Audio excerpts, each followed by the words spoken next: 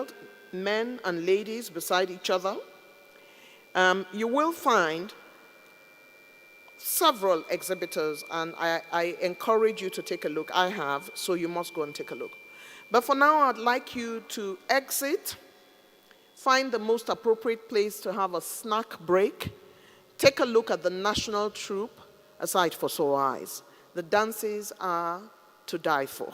Nigerian dances have been trending since the colonial days, and today we remain, and I dare say, because of course this conference is taking place in Nigeria, and I am Nigerian, but I'd like to welcome all the delegates here today from all over the world for this all-important conference, which has been placed at one of Abuja's most fantastic venues, the International Conference Center. As you begin to make your way out of the hall, try to get to meet a friend, try to make a new partnership, try to inherit a new family, find out what everyone does for a living, try to be part of another family. Families that are interlocked are the best ones. I have had some families who have been our friends for the last 40 years, and they have remained solid behind us in storm and in happiness. This is the time for you to go and take a look at those dance steps that you wish you could do. This is the time to go and find something to bite and have a cup of tea. This is the time for you to meet a friend. So, some of the things that you would see at the exhibition hall, including the various stands that are there. Once you go out there and you come back and there's a few things that befuddle you, I shall be making a couple of announcements to reintroduce the various pavilions and the various stands to you. But in the meantime, go and explore. Please enjoy. I invite again the orchestra to return to that beautiful music that they were putting out for all of us in the early morning of Abuja. We should be starting very soon. In the meantime, go and feed your eyes, go and have something to eat. Good morning. Welcome.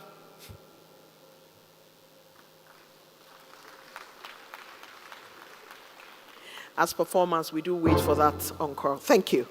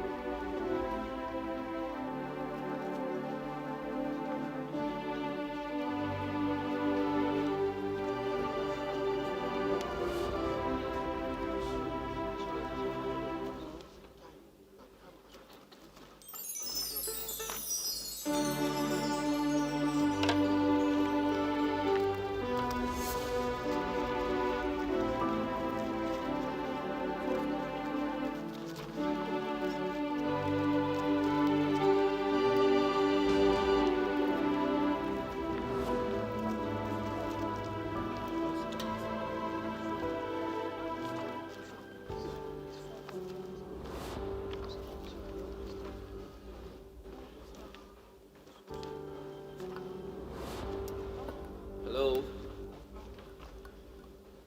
Good morning, Excellencies, the President, distinguished ladies and gentlemen. My name is James Owusu Ansah. I am Director of Communications for the Church of Jesus Christ of Latter-day Saints in Africa West area. And my job this morning is pretty simple. It is to introduce the Masters of Ceremony for this August occasion, which is Strengthening Families Conference. The lead MC, anchor, and moderator is a renowned Nigerian who has won several awards, including the prestigious NMMA Best Newscaster of the Year, 1995. She also anchored the NTA flagship network news for 17 years and retired from public service at the height or peak of a career as Executive Director Programs, having served meritoriously for 34 years. She is a judge on the National Maltina Teachers Award and the OFAB Media Award. She is a visiting consultant at the Bingham University and also a council member of Veritas University. She is a member of the National Media Complaints Commission and a board member of the Savannah Center for Diplomacy, Democracy, and Development. Over and above other things, she is a multimedia strategist and media consultant, columnist, and an author. In fact, She is a much sought-after compere and a high-level moderator and facilitator both home and abroad. If you care to know, she was the compere for inauguration of President Yaradua and President Goodluck Jonathan. She also compared the inauguration of the dinner of President Buhari, and most recently, in 2023, she anchored the presidential inauguration lecture and presidential inaugural ball of President Ahmed Bola Tinubu. Your Excellencies, ladies and gentlemen, with a resounding round of applause, I'd like you to join me in welcoming on stage the one and only Madame Eugenia Abu.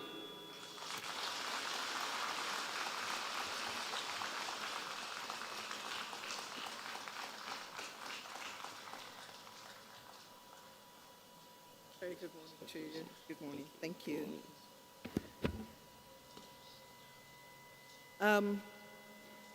When Mr. James was making those comments, I was looking around to see who he was talking about. It happens all the time. I want to thank him for that introduction. Mr. James Owusu Ansah is the Director of Communication, Africa West Area, the Church of Jesus Christ of Latter-day Saints. He has done his needful. Let's give him a round of applause.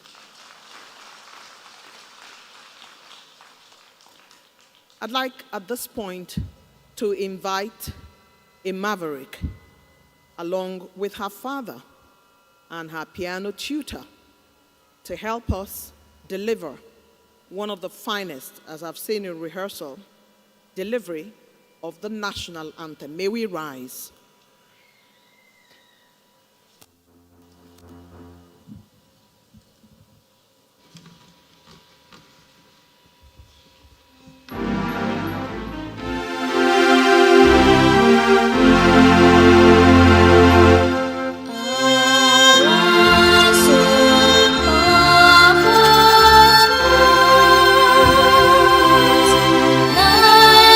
Nigeria's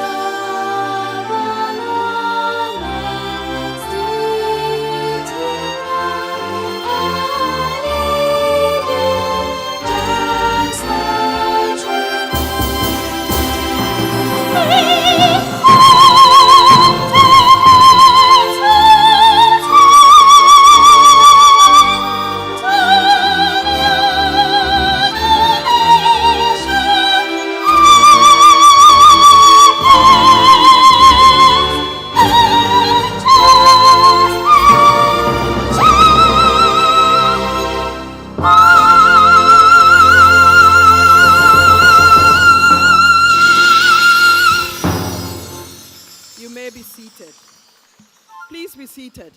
Thank you very much. I'm going to ask them to remain on stage because it's not every day we see a 9-year-old deliver in that voice that didn't seem to come from her body. Angel Charles Otok is a young classical soprano opera singer who started her journey in the world of classical music at the age of 6. The prodigy has graced events around Abuja, especially singing her delightful rendition of the Nigerian national anthem and a host of other works from great composers. She blew open the internet with her breathtaking performance of the aria, Queen of the Night, Magic Flute, by Wolf Amadeus Mozart, himself a prodigy. And so today she has performed this with her father on the violin and her piano teacher on the piano. Please, let's give them a resounding round of applause.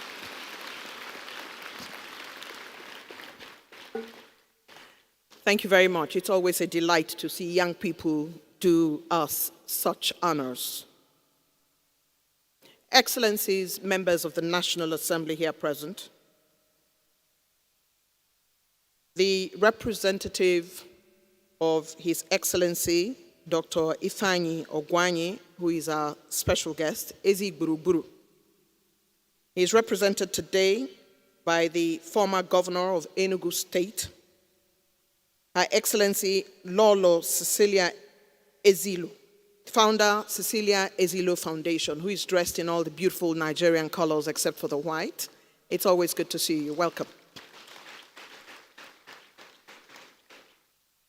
Excellency, representative of the Nasarawa State Governor here present, Honorable David Mayaki, Senior Special Assistant to the Governor of Nasarawa State, the Deputy Lord Mayor of Kanifing Municipality, heads of government and extra-ministerial departments, members of international organizations, members of the diplomatic corps, our esteemed speakers, President S. Guilford Nielsen and his lovely wife, Sister Wendy Nelson, President, West Africa Presidency of the Church of Jesus Christ of Latter-day Saints.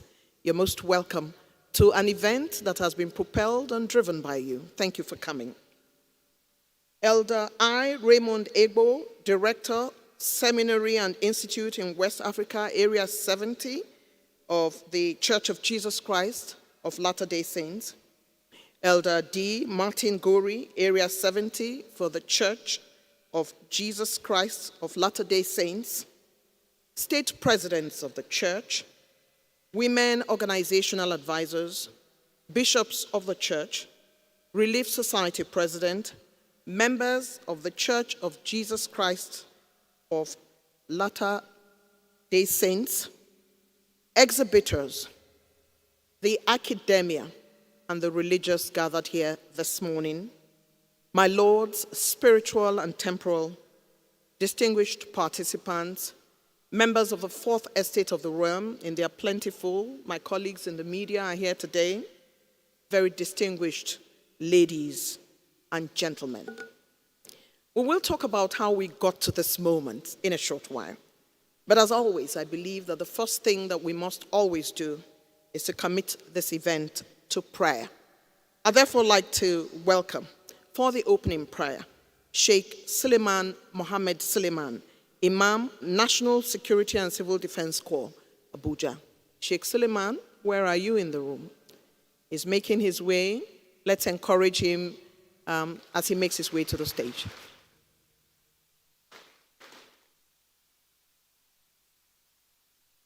Would like to thank Sheikh Suleiman, an imam who looks after our Civil Defense Corps organization in Nigeria. One more round of applause as he makes his way. Thank you.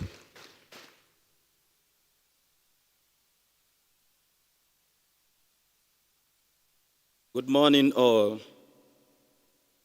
We are here to submit this august occasion to the hand of Almighty Allah. for He to guide it through and make it the most successful one. We thank Almighty Allah subhanahu wa ta'ala for giving us ability to converge here to discuss one of the fundamental issues that need to be addressed.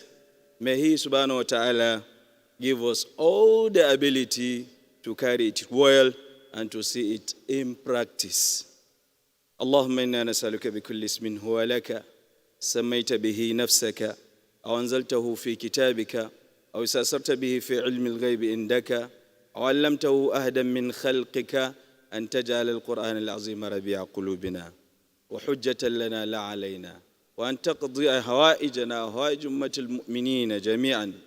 اللهم ربنا آت نفوسنا تقواها سبحان ربك رب العزة عما يصفون وسلام على المرسلين والحمد لله رب العالمين.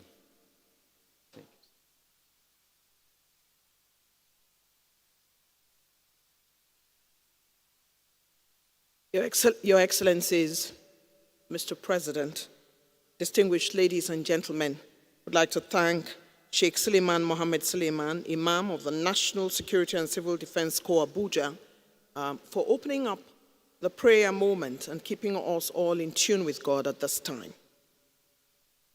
It is a beautiful day in Abuja.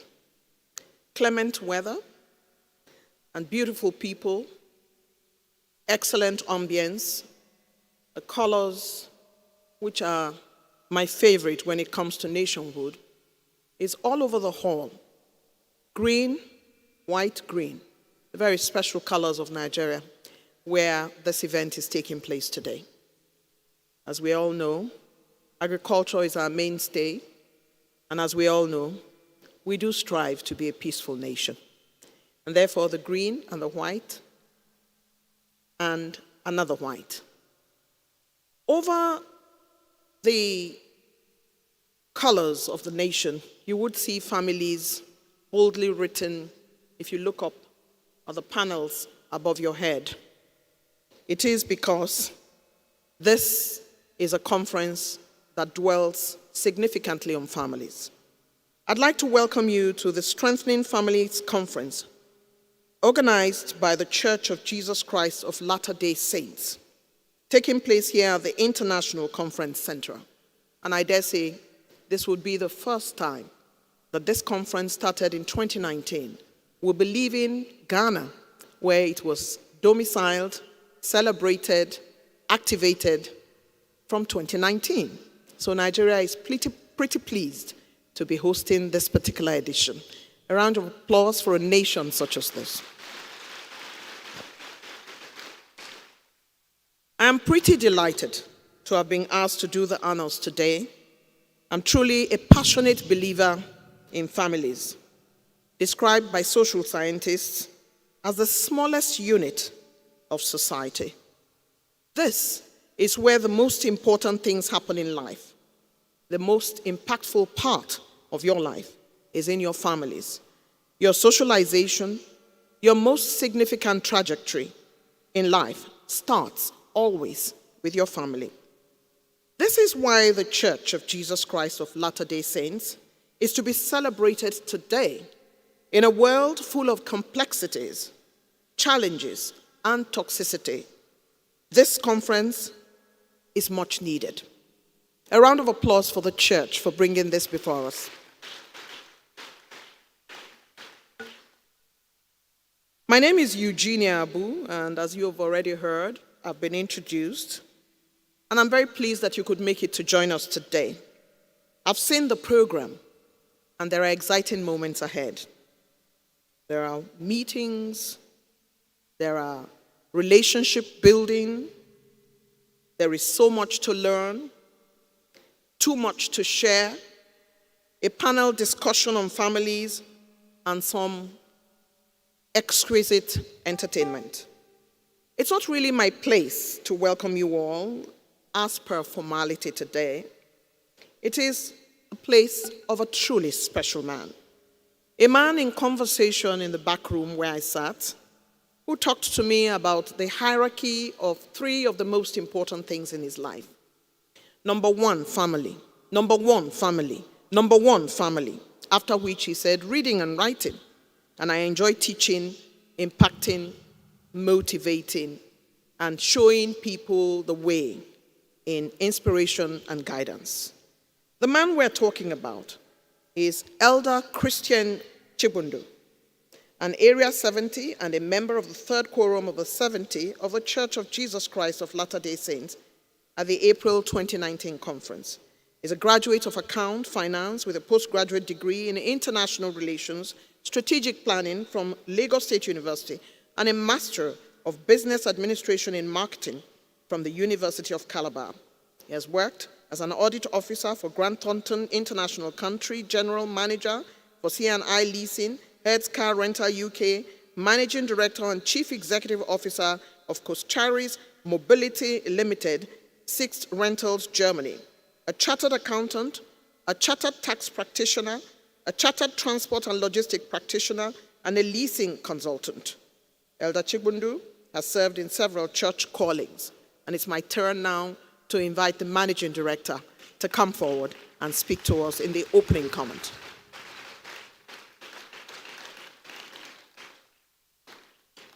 Elder Christian Chimezwalam Chibundu makes his stride to deliver what would serve as the opening remark at this very important Strengthening Families Conference. Please welcome him as he makes his way to the podium.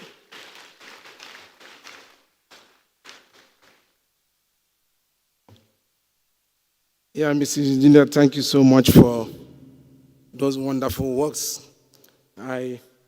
I was also looking around whom you were describing this afternoon. Thank you so much. I appreciate that. I stand on the existing protocols already established by a wonderful master of ceremony.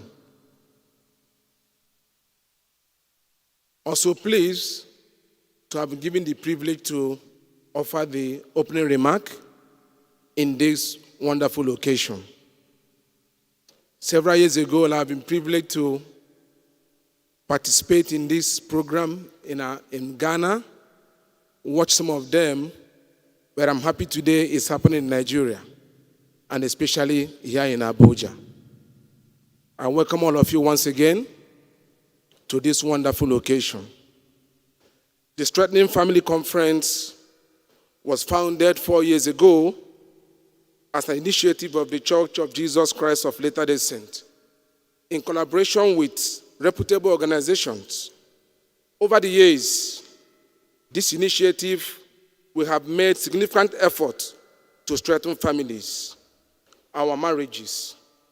This year's theme of conference, which we have seen, is titled Strengthening Marriages.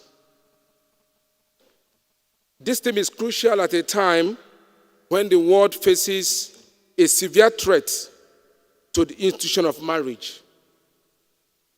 It is a known statistic that for every 10 marriages, 1 or 2 cracks after 2 years.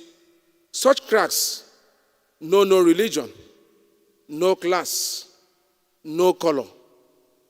And that is why today we have invited people from different religions, excellencies, and many other people who are participating today.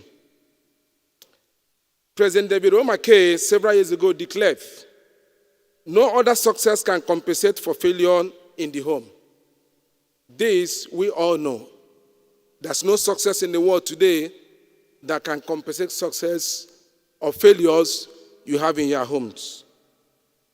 Family being the fundamental institution of society will be strong if there is a solid marriage relationship. The record has also shown that most individuals who engage in social vices come from broken, unstable families.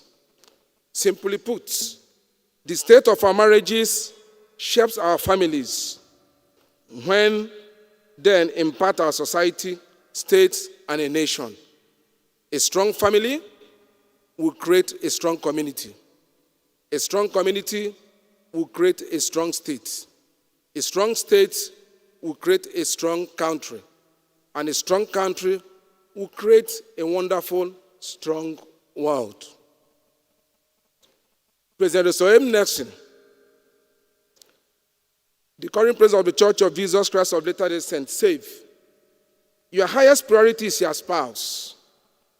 He continued, "Your highest personal priority is your spouse. Husband to wife, wife to husband. Your commitment to each other is eternal. Your families, children, and grandchildren are yours forever." Distinguished ladies and gentlemen, the commitment you put in your marriage is eternal, it is essential, and very important. Marriage brings greater possibilities for happiness than any other human relationship. Yet, some married couples fell short of their full potentials. They let their romance become rusty, take each other for granted, and allow other interests or clouds of neglect to obscure their vision of what their marriages really could be. Marriage will be happier if nurtured more carefully. Despite the frightening statistics or the challenges marriages face today, there is hope. I know that marriage between a man and a woman is ordained of God, and that the family is central to the Creator's plan for the eternal destiny of his children.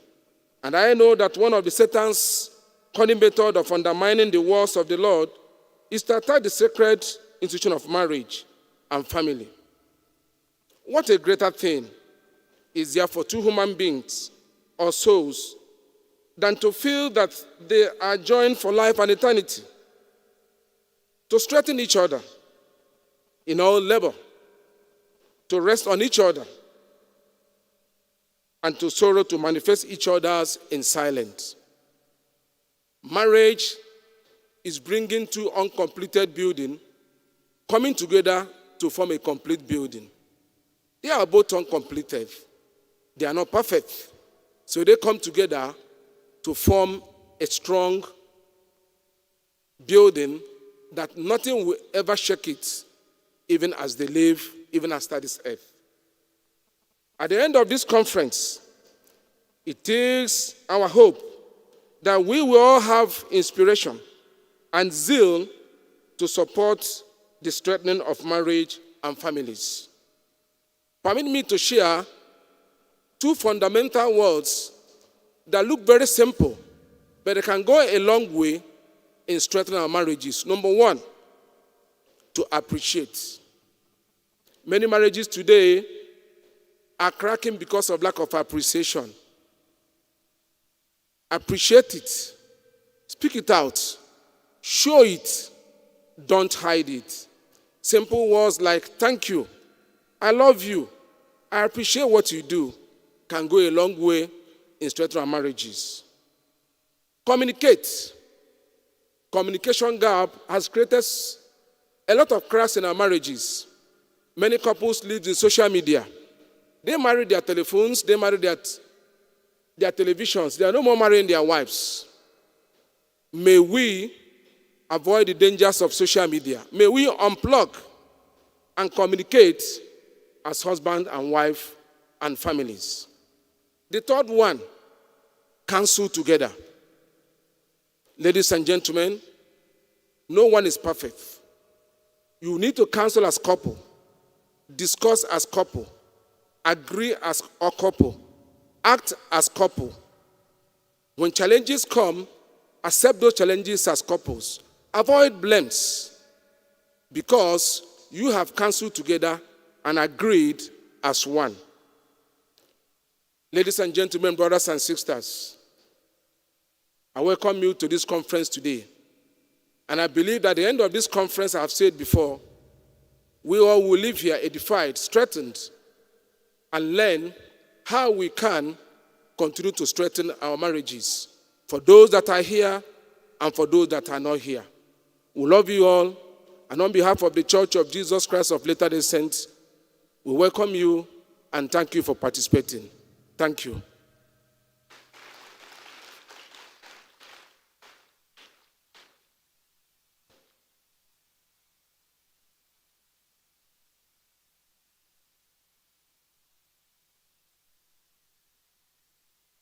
No finer words than that from the man who should know and who not only puts his family first, but puts his family first. Isn't that wonderful? His family is number one, and so should we all do. He has made a couple of comments that need resonating. The shape of our marriages shape our families. A strong family will give strong communities, and strong communities will build a strong nation. A man whose name indeed reflects who he is.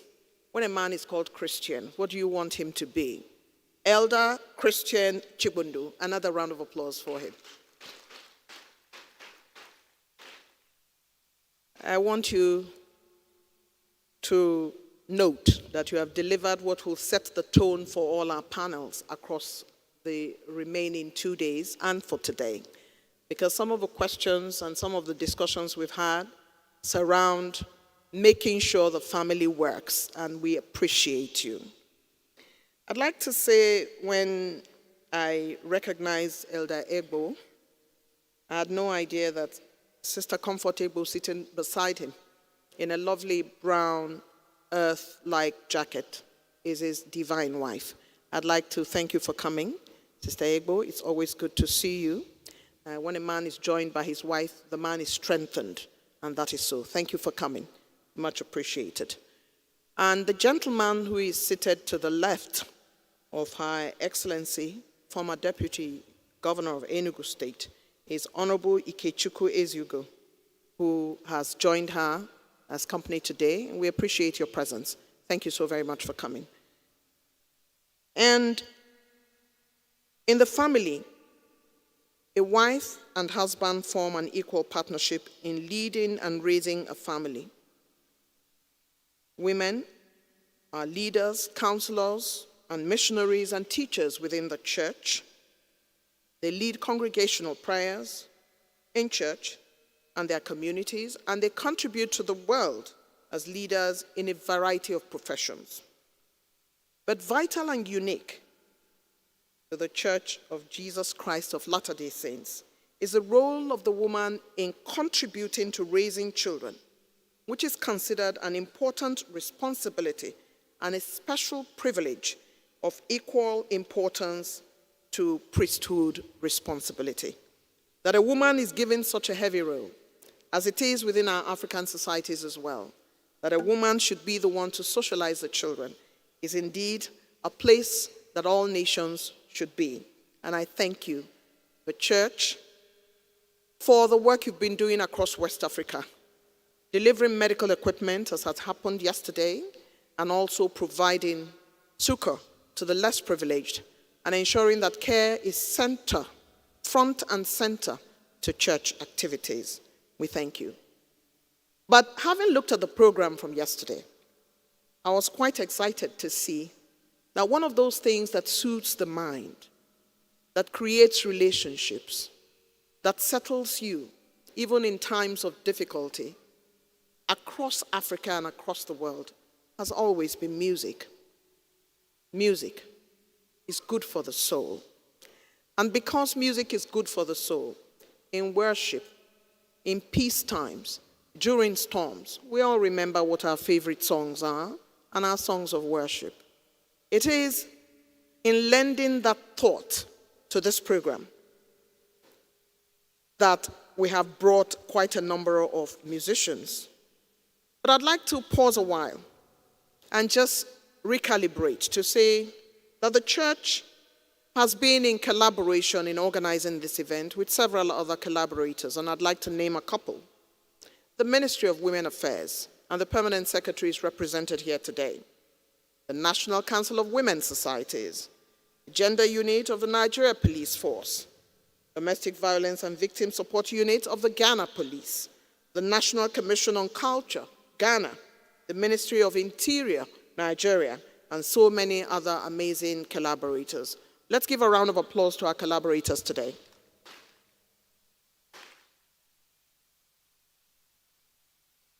Time now, Your Excellencies, Mr. President, distinguished ladies and gentlemen, to bring forward a classical, choral, jazz, and Christian music singer who has a passion for opera music, currently a member of the Harmonious Chorals Ghana, seasonal house opera. She hopes to pursue an education in vocal performance and become a full-time opera singer someday. Michelle Ajaybe from Ghana.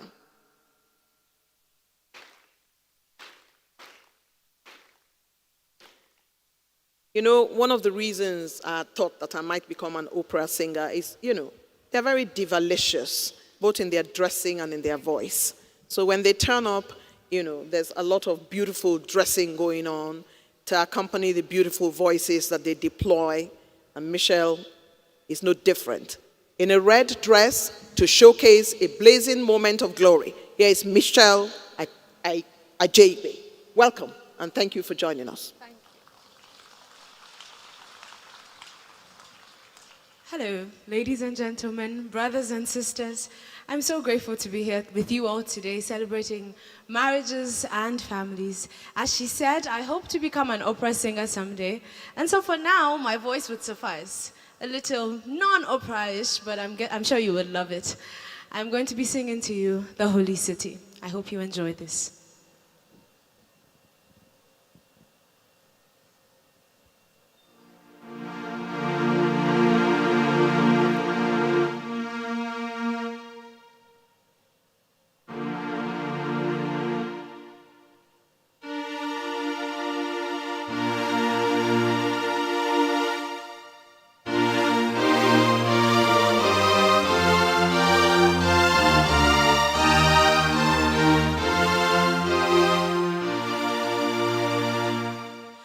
Last night I lay sleeping, there came a dream so fair.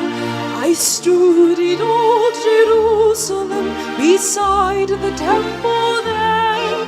I heard the children singing, and ever as they sang, methought the voice of angels from heaven answered on.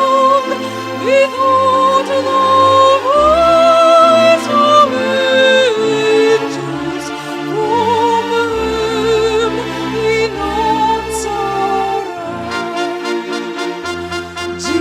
Jerusalem, Jerusalem, lift up your gates on the hill. Hosanna.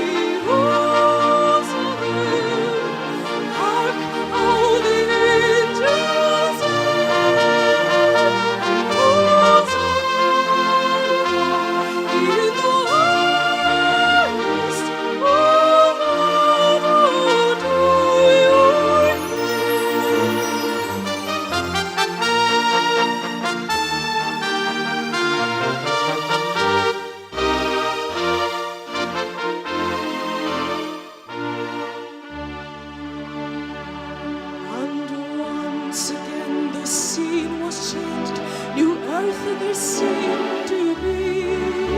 I saw the holy city beside the tideless sea. The lights of God were on its streets, the gates were open wide, and onward I went on, and no one was denied. Neither moon nor stars by night, nor sun to shine by day. It was the new Jerusalem that would not pass away. It was the new Jerusalem that would not pass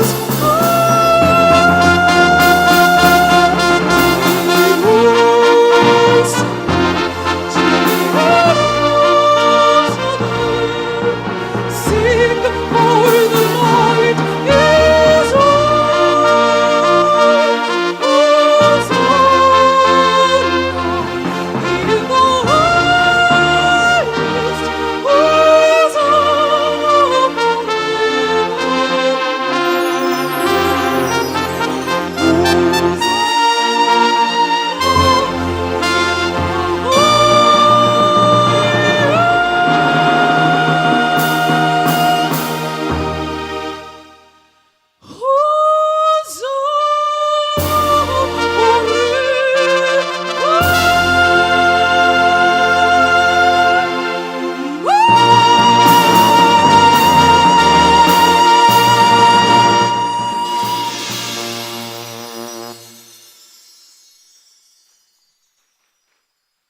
Thank you. Absolutely spectacular, isn't it? I told you, first the dress, then the voice, and I'm struggling. However, I do have a broadcast voice for which I'm thankful. Every gift given by God is special to everyone and made to measure, never too much, never too little. Your Excellencies, distinguished ladies and gentlemen, what a lovely voice from Michelle Ajaybe. Let her hear the resounding applause in Abuja for her.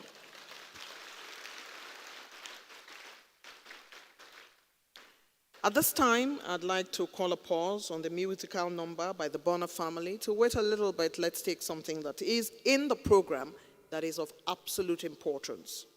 I'd like to call on media to stand by the video presentation on what was accomplished during the previous year. For our years before and our years ahead roll into one when we try to accomplish and do better than what we've done the year before. And so here's the video on what was accomplished during the previous year. Take a listen.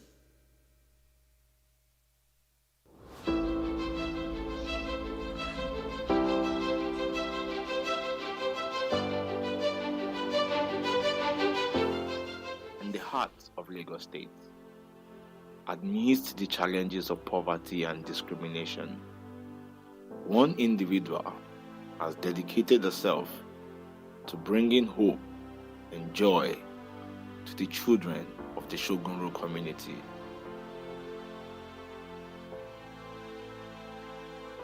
Meet Ms. Odimba Gloria, a passionate advocate for the rising generation.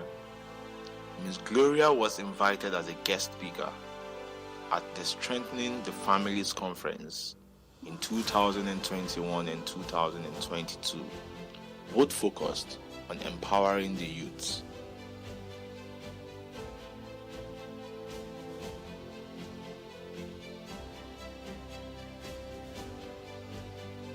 During these conferences, she was inspired to make a difference in her own community.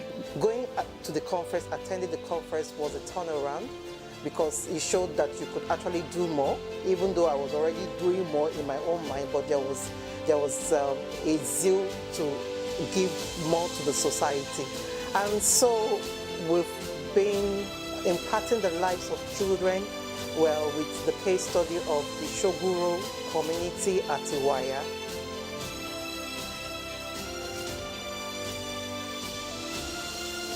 And today we are at Iwaya Slum. We are celebrating the Children's Day with them. And we want children to be inspired to know that in spite of their circumstances, their environment, wherever they are coming from, that they can aspire to be more, and they can also inspire others to be more. In 2022, they worked together to provide scholarships for the underprivileged children of Shogunro.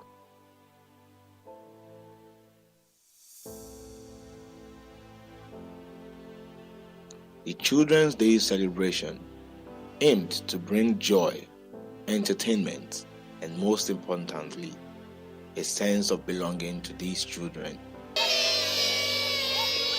Thanks to the support of generous sponsors such as UPS, Right Foods, and Boland's Dynamic Kitchen, the event was filled with delicious food, snacks, and drinks. The children were delighted and they were given boxes of snacks to take home, a small token of support from the Feeders Foundation.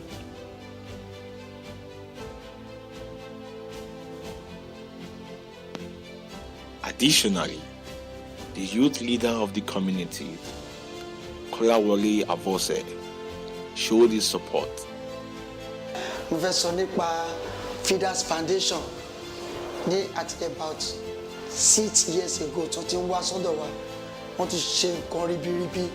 Wọ́n jẹ́ káwọn ọmọ wa ládùúgbò feel pé yes, àwọn ṣì ní hope. Meet Unsu Ezekiel Olusegun, the president, founder of the Feeders Foundation. We want to transform lives through drastic reduction in hunger and also to reduce level of poverty and to instill the passion of participation in development and social services in our people. Above all, the main focus is helping the rising generation. Adeshola Israel, a beneficiary of the Feeders Foundation, testify of the impact on his life and how he is growing to become a better person in the society. Through the organization, it helps to build up our self-esteem a lot, educate us more on how to develop ourselves for future purpose. And this is what I've done throughout, let me just say, last week. This is what I've done. The program successfully reached approximately 800 children, providing them with an unforgettable experience and reminding them that they are loved and not forgotten. The Feeders Foundation's commitment to ensuring that underprivileged children are not left behind is truly commendable.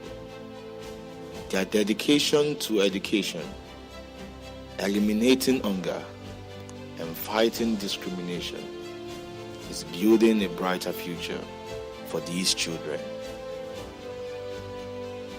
Together with individuals like Ms. Odimba Gloria and organizations like Feeders Foundation, we can strengthen the rising generation.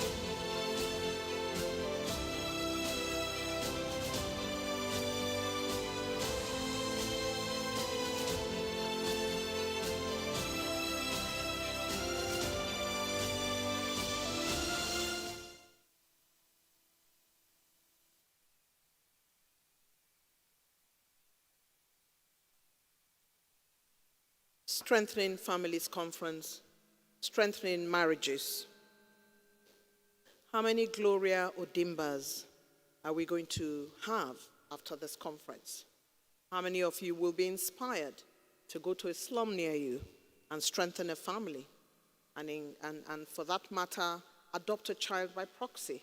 And for that matter, look out for children who have no parents You're strengthening a family by ensuring that you speak words of wisdom to those that are already in their marriages and that need help. You're strengthening families by arranging that we would be the bridge to ensure that families are strengthened in Nigeria, in West Africa, and across the world. It is wonderful to see the work that Gloria Odimba is doing in the Lagos slums. Always a time to ask yourself, what have I done to improve a family or to make a child happy? So we're very pleased that that in itself has taken place and is continuing, because these are sustainable projects that the Church of Jesus Christ of Latter-day Saints has been involved with, along with her collaborators. I'd like to remind you that at some point at the end of this program, you must return to those pavilions where our exhibitors are showcasing wellness, are showcasing entrepreneurship, and are showcasing how to empower a woman. You must all go to take a look at the platforms, and they are out there. You can learn a thing or two, and there are freebies. There are wellness regimes that are available, taking care of your health and other such related matters. Please don't forget to stop by on your way out. Having seen that great work that is being done, I would like to inform you that we have so many interesting musical performances that have joined us today. And you know, of course, that we have some musical performances that are permanently on stage, as you can see. The Festival of Praise Choir and Symphony, established in 2008, and is one of the best classical choir and orchestra body in Abuja. The Festival Choir and Orchestra is one of the foremost and upcoming young choristers and orchestra groups in Nigeria to gainfully employ talented Nigeria youths via music. They've been keeping the ambience since we walked into the room. Let's give a hand to this orchestra, Festival of Praise Choir and Symphony.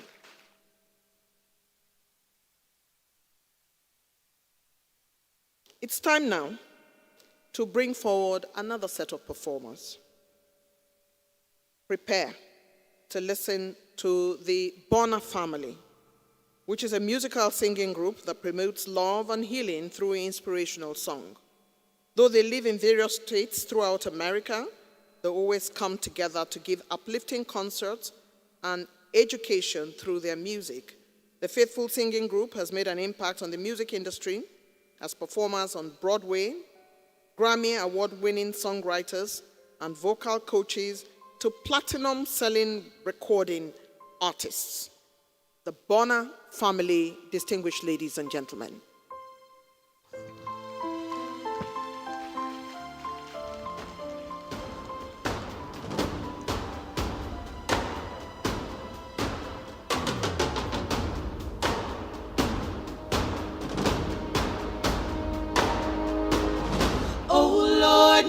God, when I in awesome wonder consider all the worlds thy hands have made, I see the stars, I hear the rolling thunder, thy power throughout the universe displayed.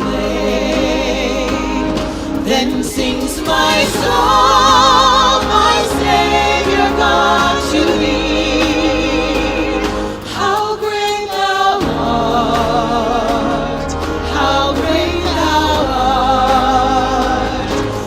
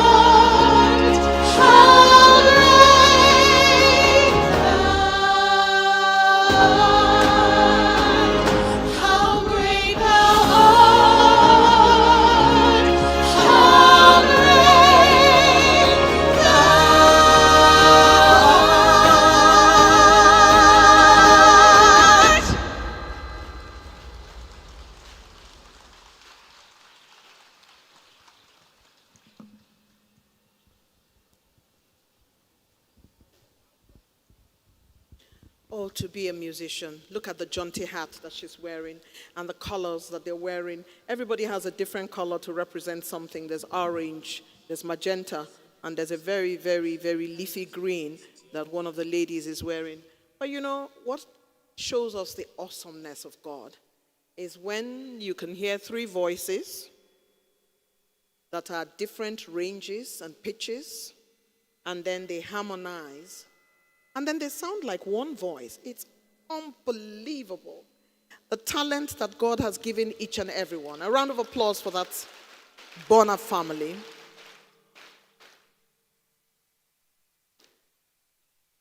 Doing good and caring for others is what is well known about the Church of Jesus Christ of Latter-day Saints. And I'd like to refer you to Act 10:38. And you know the Acts of Apostles 10:38. And you know that God anointed Jesus of Nazareth with the Holy Spirit and with power, how he went about doing good and healing all that were oppressed by the devil, for God was with him. That is a very powerful portion of the Bible, which when you are overwhelmed, sometimes you just need to read quietly in your room to know that God anointed Jesus of Nazareth with the Holy Spirit and with power. And that is the power of faith. And if when you were coming into the room, you didn't stop by to see the writings that talked about how the Church of Jesus Christ of Latter-day Saints and our Muslim brothers have had a relationship over the years, then you've misstepped, because you must go back and read it. The fact that we all come from different faiths does not separate us in color and creed and kind. And the collaboration of the church with other religious bodies is what has propelled it to where it is today, in caring for others and providing succor to the less privileged. How Great Thou Art, by the way, is one of my top 5 favorite hymns in the entire world. And the ladies made sure that I felt it in my bones when they began to sing it. Let's hear it for the ladies who delivered it at premium. We thank you so, so very much indeed. It's time now for us to take another speaker. And this speaker is Sharon Slater, co-founder and president of Family Watch International, a non-profit organization in consultative status with the Economic and Social Council of the United Nations that works to protect families worldwide. Mrs. Slater is the chair of the UN Family Rights Caucus and has served as an informal consultant to over 70 governments on life, human sexuality, family policy issues. She is the author of the book, Stand for the Family, a call to responsible citizens everywhere. She also serves on the board of directors for the Political Network for Values. And if you open to page 30, you will see the rest of her resume. Help me give a warm Abuja welcome to Mrs. Sharon Slater.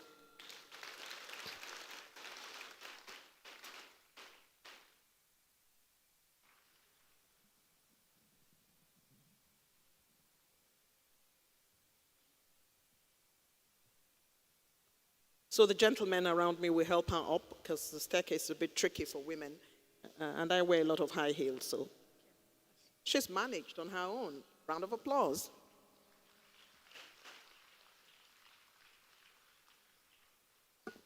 Thank you. It is such an honor to be here. I love Nigeria. I love strengthening families. So what is not to love about this conference? Your Excellencies, high-level government officials, religious leaders, mothers, fathers, youth, the media, all the many people that are here, we are grateful that I'm very grateful that I can be here to spread this important message of the protection of the family. Because I have lots of slides, you're going to see me go back here so I can keep up with the slides at the same time as I talk to you. So, let's see. Hopefully. Okay, there we go. Okay. Can you hear me? That's good? Okay. So, today I'm going to talk to you about the Keynote, and it declares that the family is entitled to protection by society and state.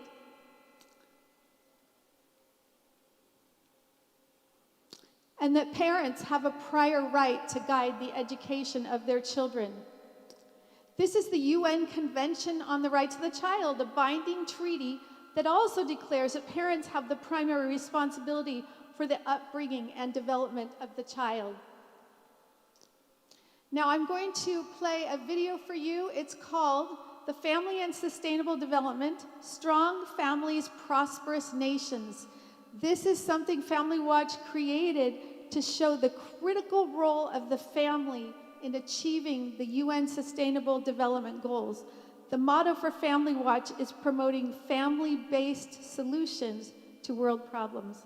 So let's go ahead with this short video. In 2015, world leaders from over 190 countries gathered at the United Nations and committed to a bold 15-year plan of action with 17 goals for people, the planet, and prosperity.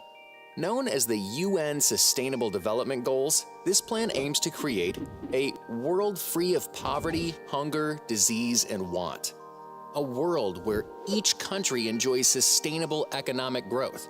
A world without violence and where women and girls are empowered. A world where a good education is accessible to all. But how are nations to accomplish these lofty goals? According to the United Nations Resolution on the Protection of the Family, these goals will be difficult to attain unless the strategies to achieve them focus on the family. This is because, as the Family Resolution also states, the family contributes to eradicating poverty and hunger, achieving universal primary education, promoting gender equality, empowering women, reducing child mortality, and more. Yet, unfortunately, the contribution of the family in the achievement of development goals continues to be largely overlooked, despite the fact that the family is key to solving many world problems. Research shows that men, women, and children do better when it comes to health, wealth, and education when they are part of a strong, stable family. Indeed, the wealth of nations depends in no small part on the health of its families. Take education. Across the globe, children living with their two parents are more likely to be successful in school. In countries across the world, from Indonesia to Singapore to Sweden, children were about 40% less likely to be held back in school if they lived with two parents compared to just one. Kids benefit from having the attention, time, and resources of both a mother and a father when it comes to excelling in school. Thus, strong families make for successful students. What about children's health? In much of the world, family instability is associated with higher levels of disease, stunted growth, and child mortality. A global study from Child Trends shows that kids in Africa, Asia, and Latin America from intact homes are almost 1/5 less likely to die than children whose mothers divorced or remarried. The resources, stability, and lower levels of stress typically provided in a two-parent family benefits the health of kids. Thus, strong families make for healthier children. Take the empowerment of girls. Having a family with a father present is a protective factor against adolescent girls being sexually active or abused. From the United States to Kenya, we know that teenage girls without a father are 2 times more likely to get pregnant. Good fathers provide their daughters with the affection, attention, and guidance they need to be safer and healthier. Thus, strong families make for girls with brighter futures. What about development? Countries with more married parent families enjoy higher levels of economic growth. Indeed, a study sponsored by the Social Trends Institute finds that the family factor is one of the best predictors of growth in countries across the world. Undoubtedly, one reason growth is higher in countries with more married parent families is because children do better in stable, intact families. Men also tend to work harder, smarter, and more successfully when they are married. Thus, strong families make for successful, wealthier nations. Clearly, the family plays a key role in achieving the UN Sustainable Development Goals. And since governments can never adequately compensate for the irreplaceable role of the family, nations have a vested interest in protecting this natural and fundamental unit of society. Because as the family goes, so go the children, so goes the nation, so goes the world. There we go. The audio it was distorted a little bit. You can find this video at familywatch.org.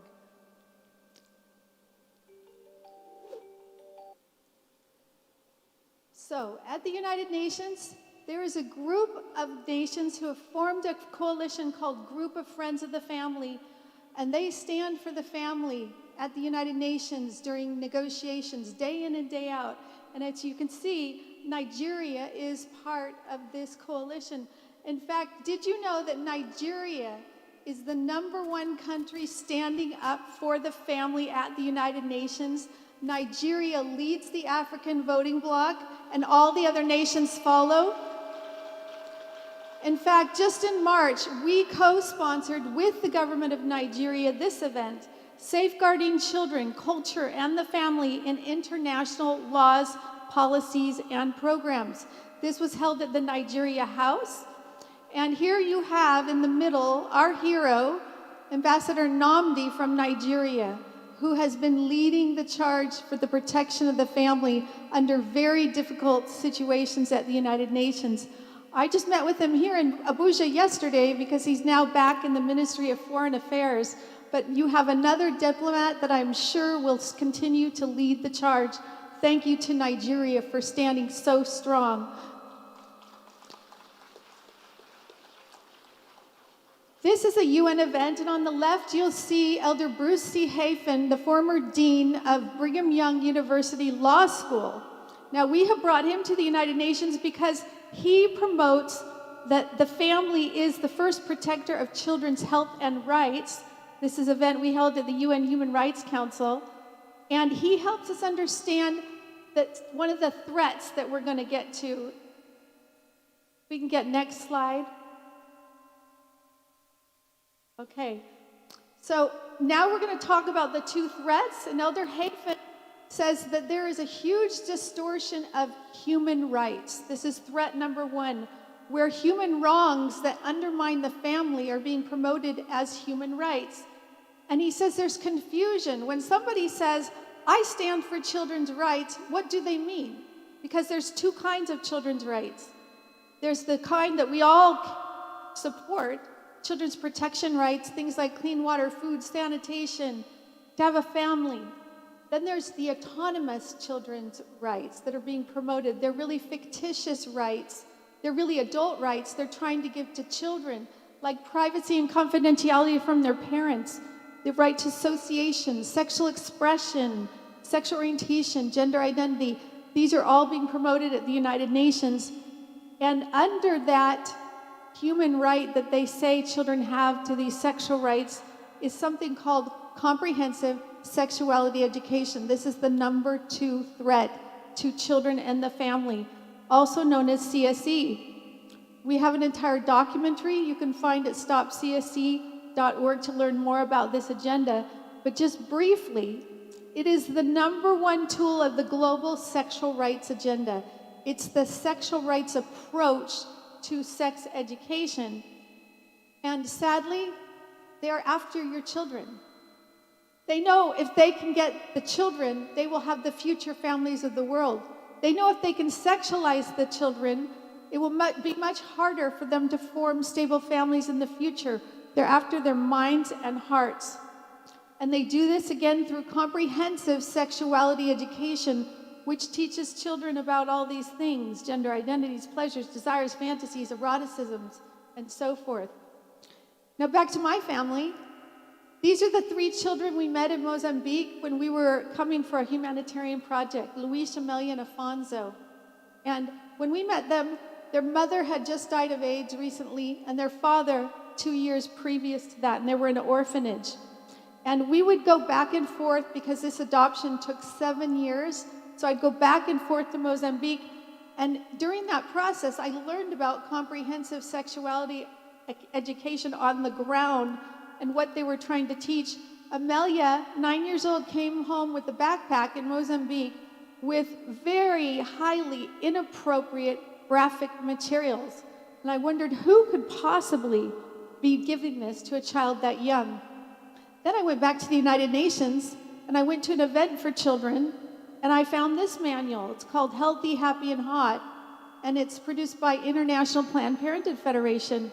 And it teaches children that if they are infected with HIV, they still have sexual rights. They have a right to sexual pleasure, and they don't even have to tell their sexual partners that they are infected with the HIV virus. This is unconscionable. I cared for these children's older brother during the last stages of his AIDS. And this is something that nobody should have to suffer. This is the main manual being pushed by the United Nations for sexuality education called the International Technical Guidance. It's backed by the firepower of all these UN agencies. And just a glimpse into it, it teaches children that abstinence is not just abstaining from sex, but it also means deciding with whom you're going to have sex with and when for children. Teaching children that they should respect promiscuity, respect that each person might be sexually active, and to differentiate between the values that the child holds and that their parents hold with regard to sexuality, separating children from their parents' values, which is part of the purpose. And they use stealth tactics across the world and in Africa. This is the Eastern Southern African Manual published by UNFPA, telling children they need to think carefully about what their values are because they might be different from their parents. Again, this values deconstruction. And then they'll teach them values like this: in my body is my own. That governments should allow children to have sex with each other if they're of similar age, and they should not criminalize this. And this agenda is all across Ghana, Africa, many different African countries, but all across Nigeria. We don't have time to go into detail, but I do have a full webinar on this you could see. But Planned Parenthood Federation of Nigeria, again, is at the center of this, under the banner of sexual and reproductive health and rights. That's the distortion of rights, saying that CSE is a right for children. And this is backed by all these UN agencies, the Bill and Melinda Gates Foundation, major philanthropists. This is a powerful agenda. In fact, the Ford Foundation gave $56 million for West Africa to promote these sexual and reproductive health and rights, including CSE. They gave $5 million just in Nigeria. And this is what they mean by these sexual and reproductive health and rights, that young people are going to learn to talk openly about sexuality, sexual autonomy, pleasure, bodily integrity, and gender identity in Nigeria, okay? And this woman who was over this program then was appointed to be the executive director of UNFPA for the work that she was doing.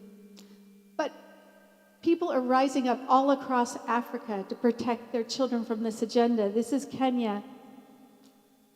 This is Ambassador Sarki, the former ambassador from Nigeria to the United Nations, who also led the charge and got even an entire UN document thrown out because he led the African voting bloc in opposing comprehensive sexuality education. The Ghanaian bishops that were rejecting it in Ghana. This is a march in South Africa against CSE.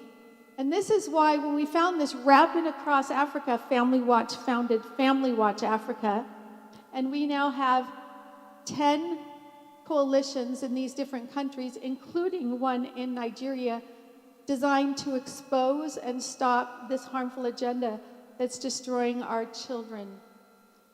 So now we come to the positive parts of what you can do to protect your own children and your families. 10 ways to strengthen and immunize them against these assaults. And these come from my book, Stand for the Family. We're going to offer to you at this conference this book for free, an electronic copy, if you come to our booth. Our luggage didn't come with all of our booth materials. It's coming tonight, so you'll have to come by our booth tomorrow, or we'll be sitting there without our materials today. But we'd like to empower you with this book. and quickly summarize for you the 10 ways you can immunize your family against these threats and your children. Eat dinner together as a family on a regular basis. Find out what's happening in your children's lives. These are all backed by social science that these will help your children withstand these temptations. Set aside a date night. You know, the best thing a father can do for his children is love his mother, and the best thing is the mother can do is to love the father and provide a stable marriage. That's what all the research shows. Dedicate at least one night each week to your family. Children need quantity time, but in addition to quality time, they need quantity time. In addition to quantity time, they need quality time. So they also need you as parents to spend time with them one-on-one. I was in a parenting class, and every time there was a behavior problem that a parent brought up, the instructor would say, go spend one-on-one time with that child. And you know what? They would come back and say, yeah, things are going really great now. Pray together.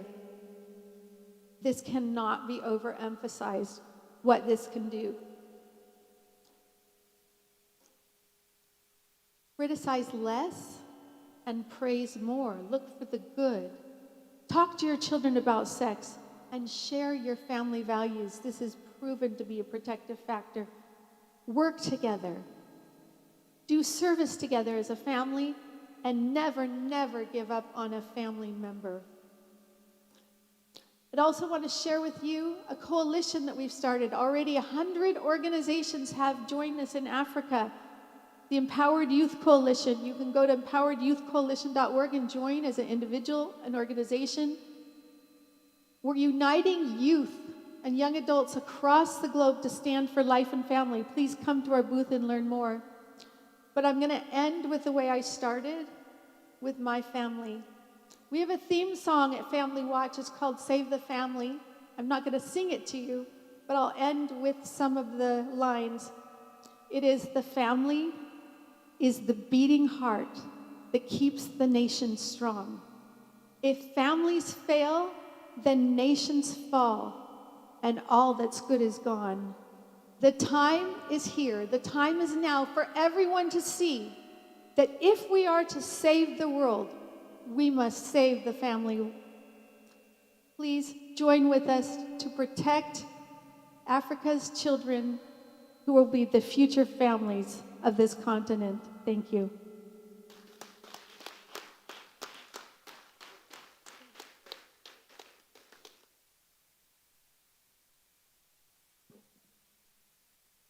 Together, let's protect Africa's children and families. Mrs. Slater has spent her time and taken the time to explain a lot of the things that needs to be done to keep families together. She has gone to the SDGs, Strong Families, Prosperous Nations, and she has explained that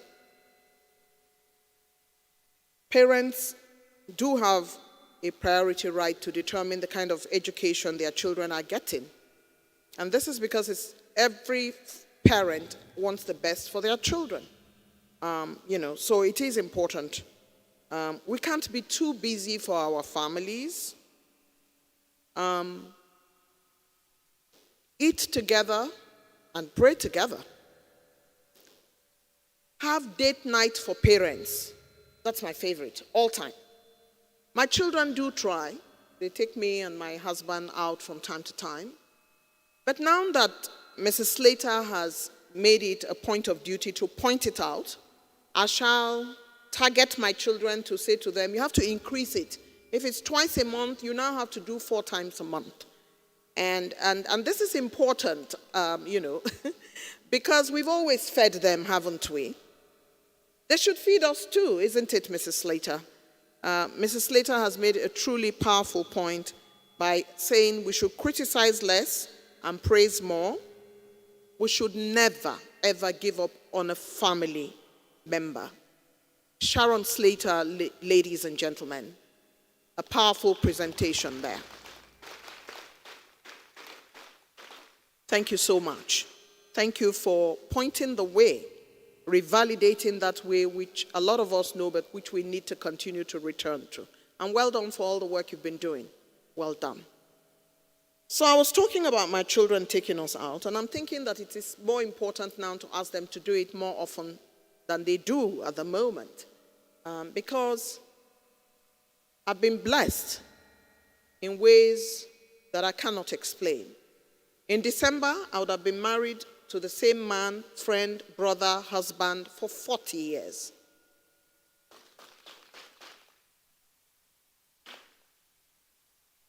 And yes, it's true that from time to time we have our disagreements, but believe me, there's no marriage that doesn't have disagreements. It's how we make it up and keep the children together that matters.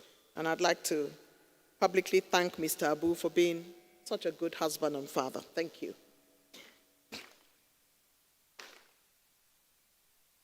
This is the time, Your Excellencies, distinguished ladies and gentlemen, when we call on the Festival of Praise Choir and Symphony to do a couple of special numbers for us before we ask the big man and woman in the room to speak to us in a short while.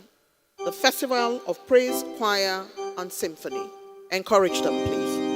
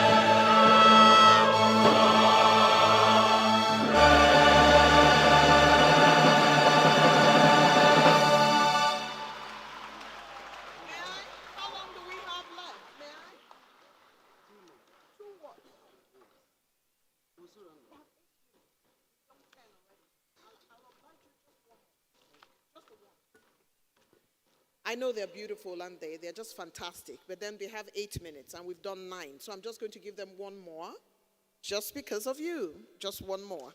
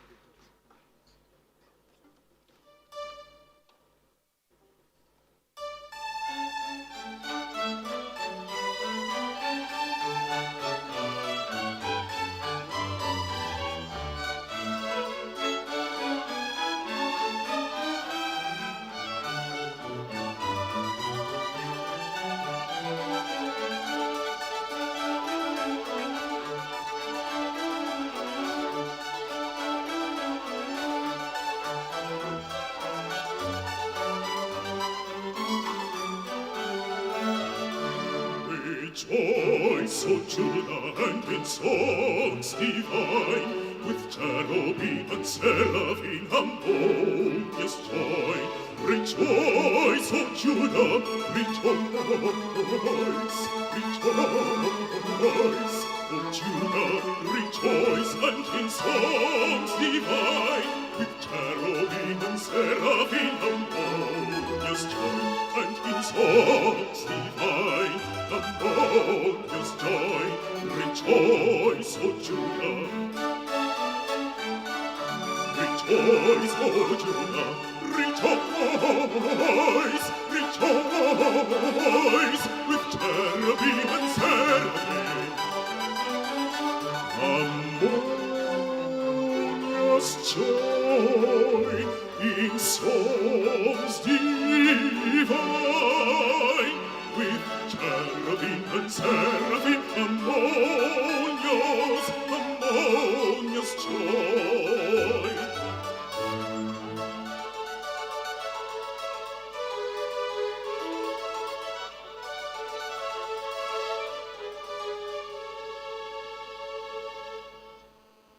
Hallelujah, amen, amen, hallelujah, amen.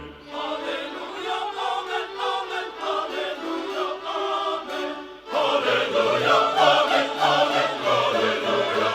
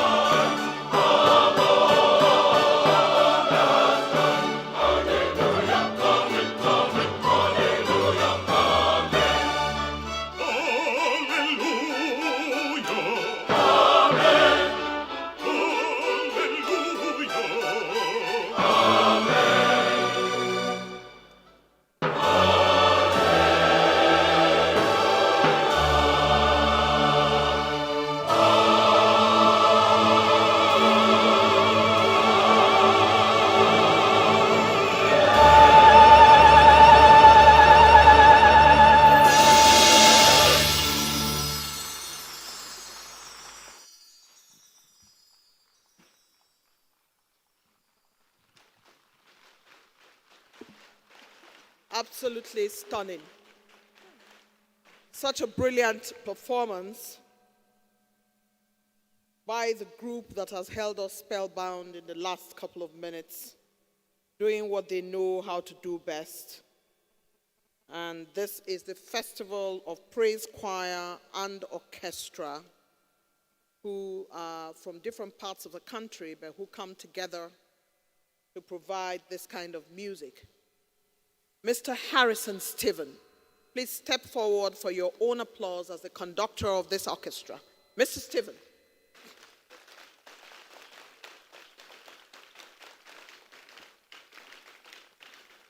It is powerful to see control, precision, practice, discipline, and harmony.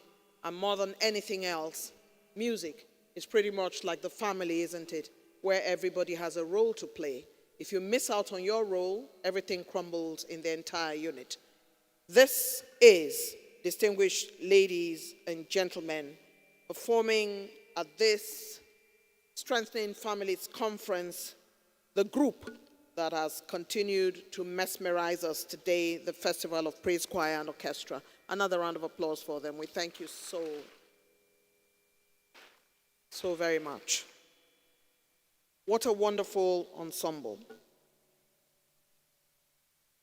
Your Excellency, before I invite the next person to speak on stage, I'd like to use this opportunity, Excellencies, distinguished ladies and gentlemen, participants, friends, and families gathered here today, to say that I've been spoiled for choice by the Church of Jesus Christ of Latter-day Saints since I started working with them about a week ago. I've been treated very much like royalty. I've been loved, I've been fed, I've been pampered, everything that you can think about, and I'd like to thank them very much for treating me so very well through this journey. And indeed, they treat everybody they've met in their life's journey with such respect, with such warmth, and with such family relationship. And such a person this morning whom they want to gift a very special gift is Her Excellency, who has joined us today to show her love for all of us. Her Excellency Lolo Cecilia Ezilo, former Deputy Governor of Enugu State, Nigeria, politician, lawyer, philanthropist, and television presenter. And she is also in charge of Cecilia Ezilo Foundation. And I'd like at this point to invite Rachel, beautifully donned out, to present her a bouquet of very fresh flowers. Your Excellency.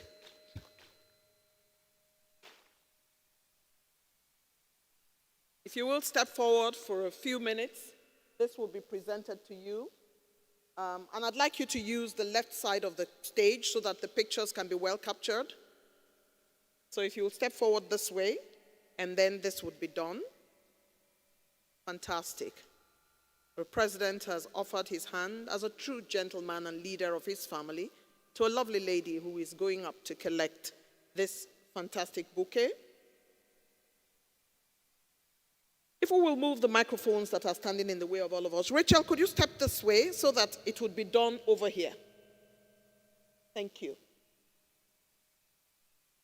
All right. This is the moment when Her Excellency, who is our guest of honor, receives the bouquet from lovely Rachel for all the work she has been doing and for honoring us with her delightful presence today.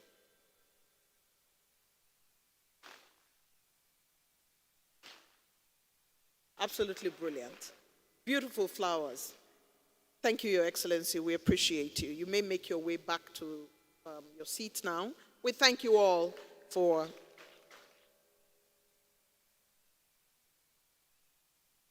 As she makes her way down, I'll give you the opportunity to listen to the announcement and the invitation of the key speaker today. Elder S. Gifford Nielsen and Wendy Nielsen. Elder S. Gifford Nielsen was sustained as a General Authority 70 of the Church of Jesus Christ of Latter-day Saints on April the 6th, 2013. He served as the president of the North America Central Area and is currently serving as the president of the Africa West Area. Elder Nielsen received a bachelor's degree in 1977 from Brigham Young University and was named one of the top 5 scholar athletes by the National Collegiate Athletic Association. After becoming an All-American quarterback at Brigham Young University, he was selected by the Houston Oilers, now the Tennessee Titans, in the 3rd round of the 1978 NFL Draft. Following a 6-year career as a quarterback for the Oilers, he worked as a sports director and anchor for KHOU TV in Houston for 25 years. And when one has served in broadcasting for 25 years, he becomes a broadcaster's broadcaster. In 1994, Elder Nielsen was inducted into the College Football Hall of Fame. S. Gifford Nielsen was born in Provo, Utah on October 25, 1954. He married Wendy Olson in April 1975. They are the parents of 6 children and have 25 grandchildren. I can't hear that clap. Permit me to welcome on stage this gentleman with such an impeccable record, both in the church as a leader, in his community, in sports, in broadcasting, and his family. Help me welcome Elder S. Gifford Nielsen, and Wendy Nielsen.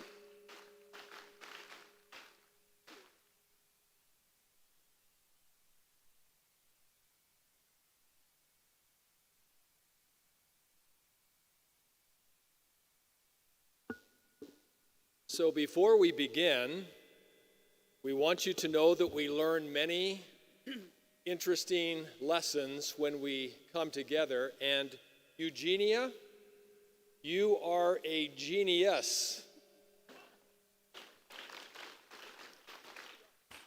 Dressed in elegant yellow and gold, with earrings so beautiful.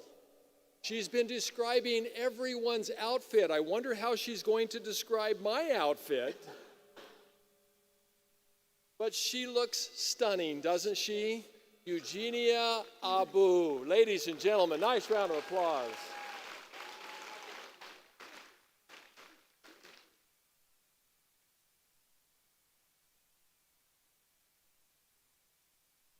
When you've been in broadcasting for 25 years and you meet a broadcaster who's been in the business for 35 years, you learn to appreciate them very much. And so, Eugenia, we're so thankful to you. We're so grateful to be here. We're here together because we're trying to act like we have a strong marriage. We do. And we do. So thankful for what we've already experienced. Has there been a better program up to this point that you've ever seen with the music and the spoken word? Nice round of applause for everyone who has participated.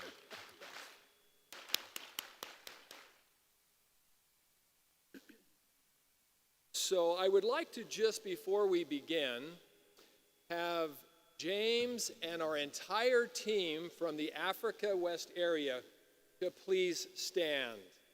Would you stand, and let's give them a nice round of applause for putting this entire conference together.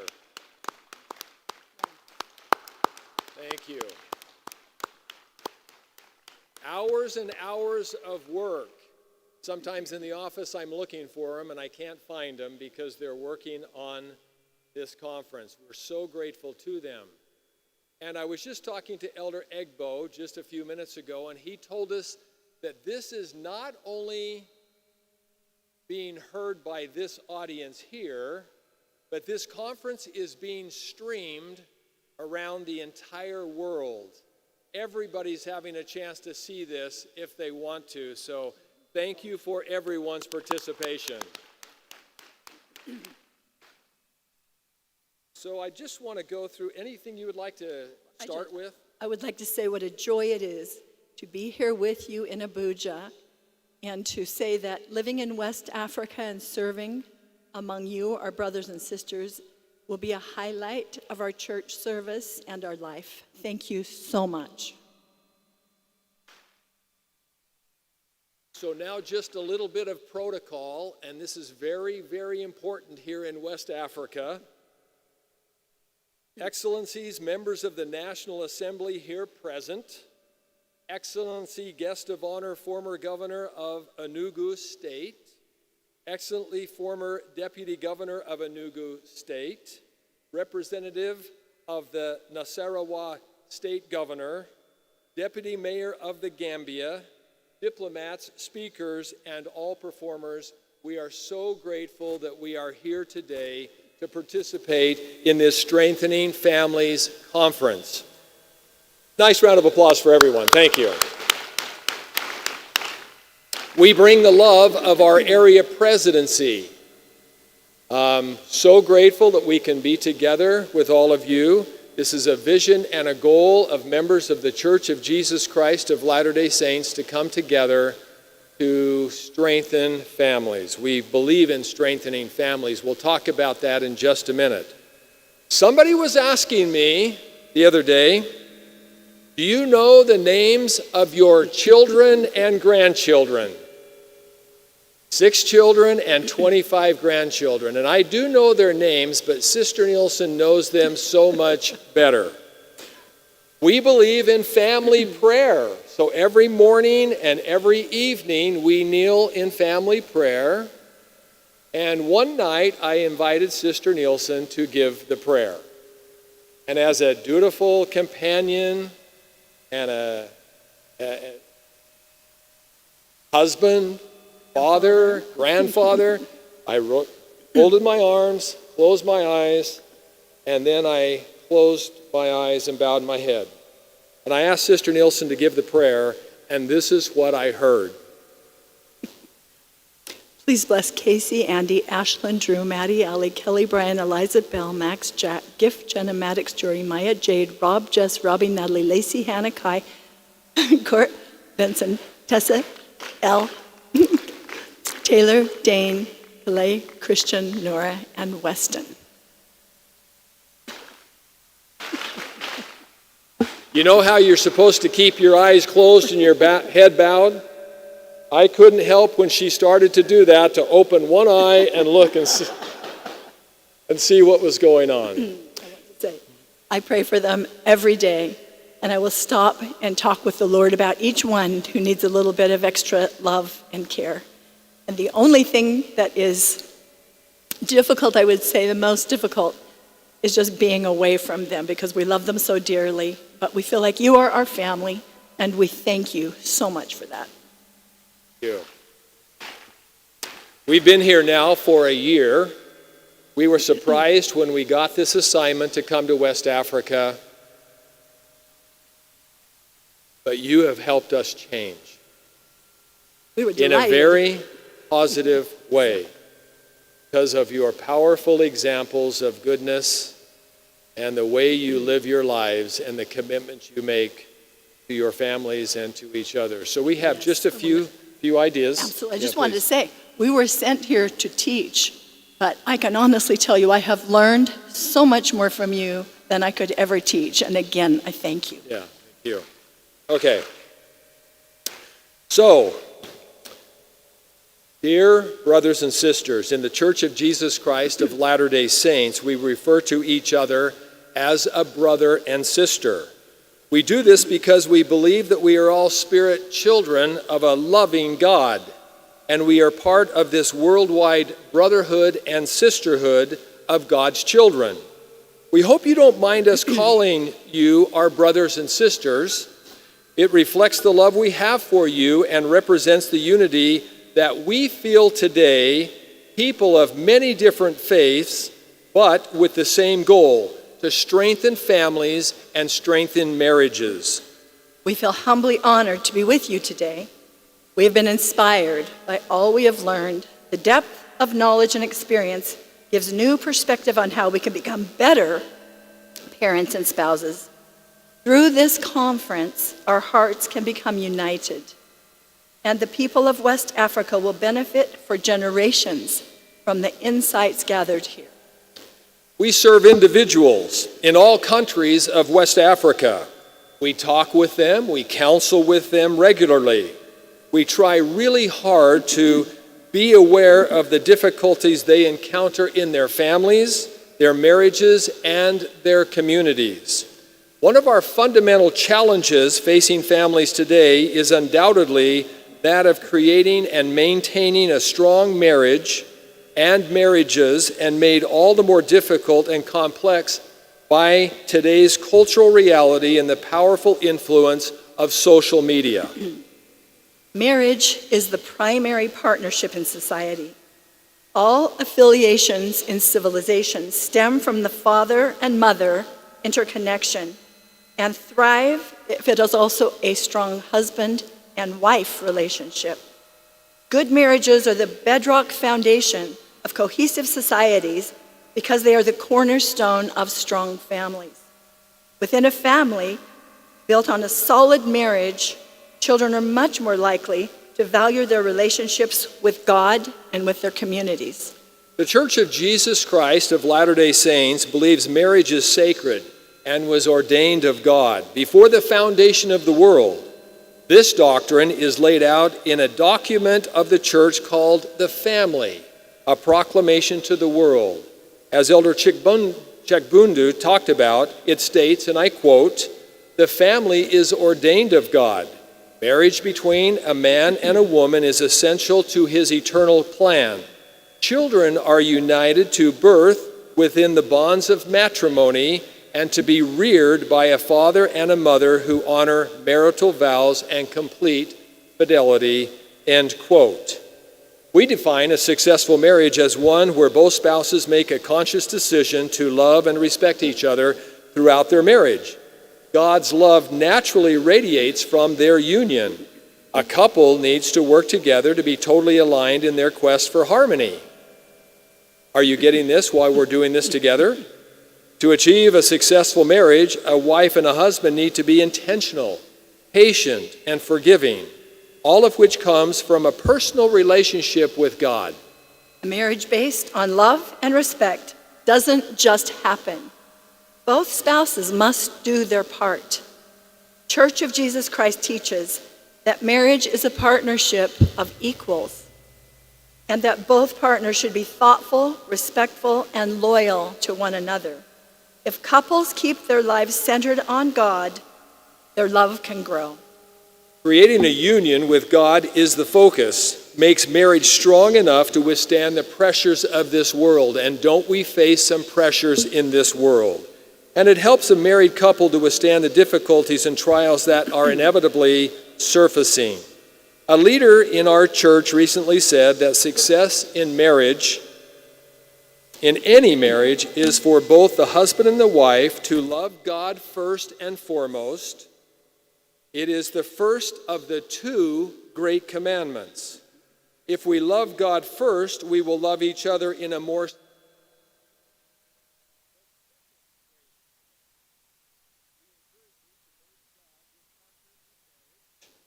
and in that way, you can truly become one in your love for Him and one in your love for each other.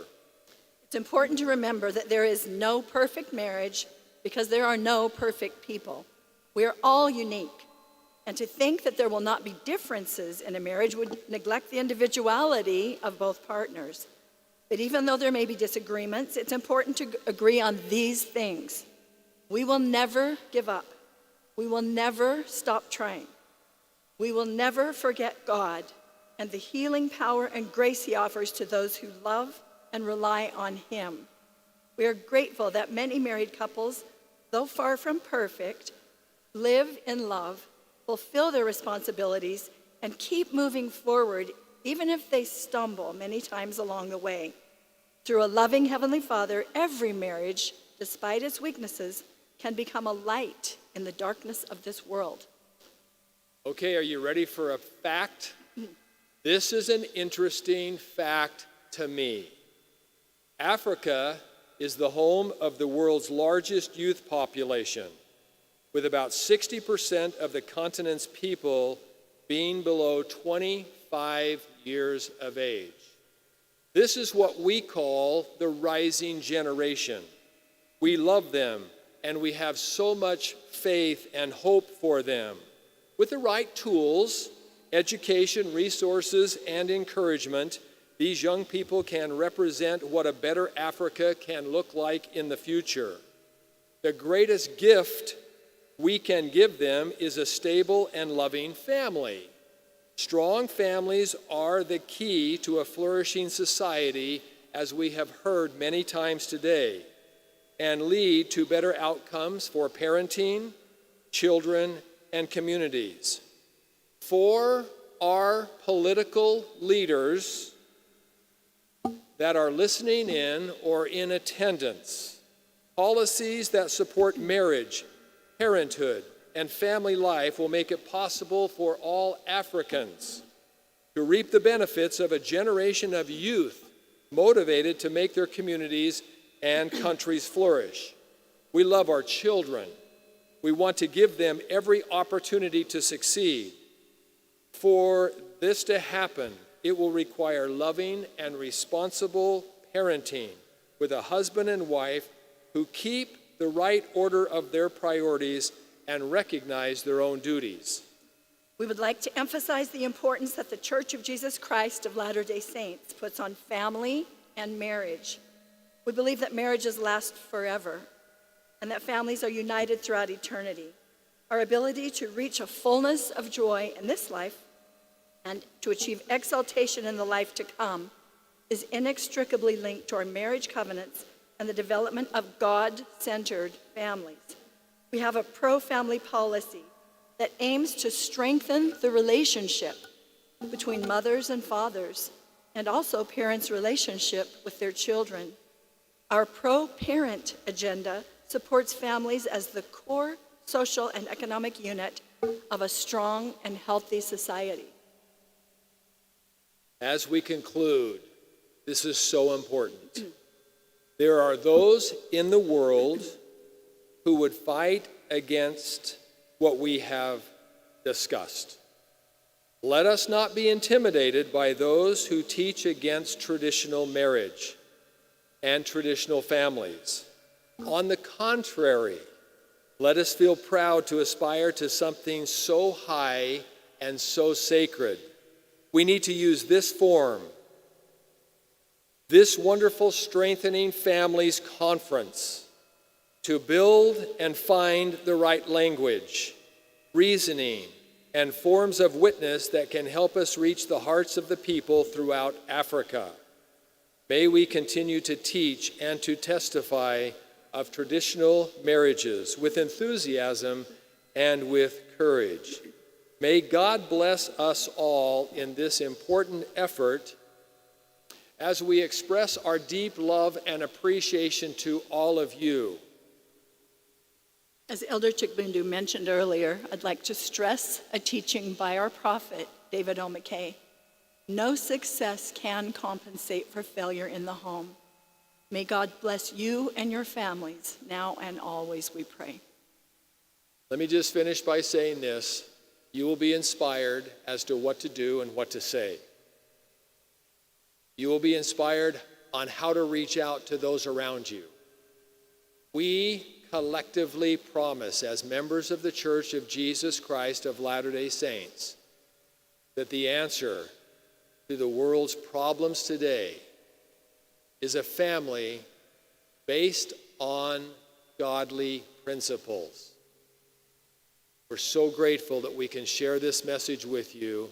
We thank you for joining in, if you're here or joining us from around the world, for this important message. We believe in eternal families. Thank you so much.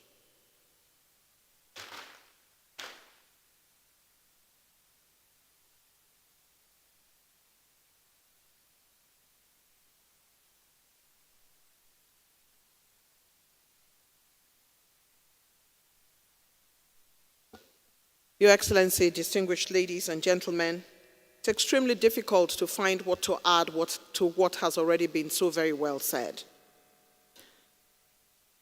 Elder S. Gifford Nielsen and Sister Wendy Nielsen. Elder S. Gifford Nielsen is General Authority and President of the Africa West Area Church of Jesus Christ of Latter-day Saints. He has been speaking enough about the importance of families. He has, as you already rightly heard him saying, that we're all spiritual children of God, and that the care for people is what they do all over West Africa, working to strengthen families. The Church of Jesus Christ of Latter-day Saints believes marriage to be sacred, and marriage, and consequently family, is integral to God's plan. It's a wholesome partnership. There's no perfect marriage, because there are no perfect people, but we mustn't give up on ourselves. And the fact that Africa is home to the largest youth population, strong families are a key to prosperous society. Loving and responsible parenting, and that marriages do last forever if we work hard at it, and that marriage ties are for a lifetime. Excellencies, distinguished ladies and gentlemen, from the gathering of today, propelled by the leader of the organization and collaborators, the General Authority and President of the Africa West Area Church of Latter-day Saints, Elder S. Gifford Nielsen and Sister Wendy Nielsen. A Nigerian round of applause.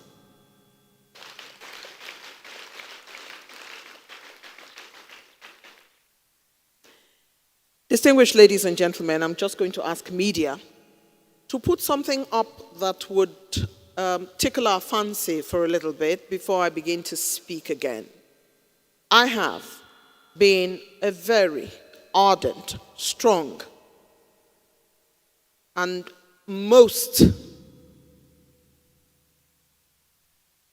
powerful fan of this sitcom that's a family drama on television that is award-winning. You're about to see clips of. Most Nigerians are ardent fans like me. Please take a listen.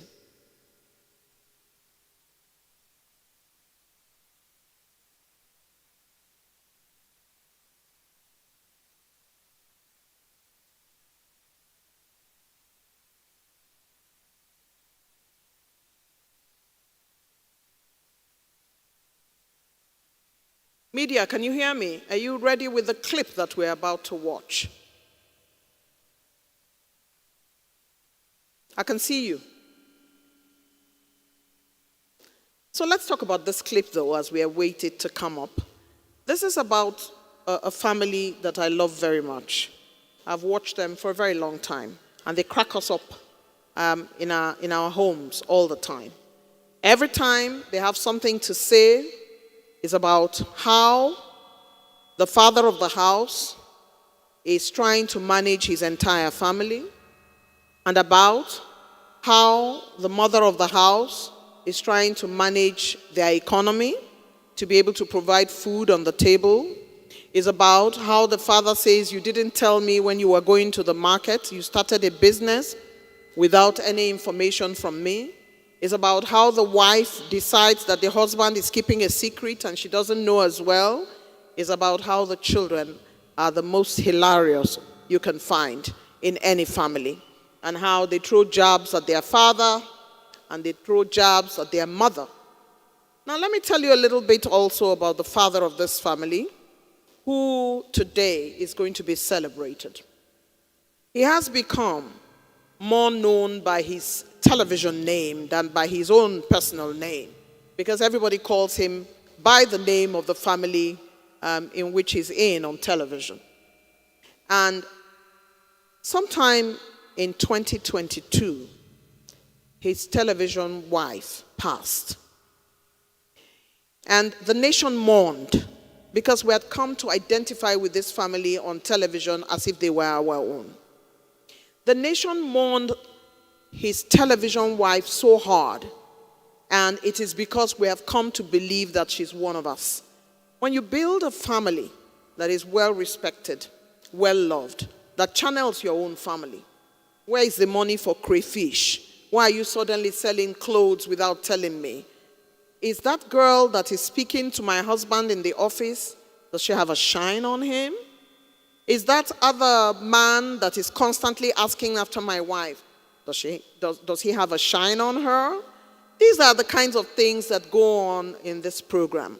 Along with the head of the family, concerned about whether his wife's friends are good for her, and the wife is concerned about whether the friends he goes to watch a movie with are good for him, and the children coming up with all the pranks that makes a family tick. This is the family we are about to watch a clip from that television drama that is utmostly famous across Nigeria. Take a look. So how do less privileged families feed? Hey, lucky, but we'll not be less privileged now. Really? We'll not be less privileged. Don't blame you. Once they just notice that I have one small cash that I want to use for something else, they'll bring one bill. Look at this, 60,000.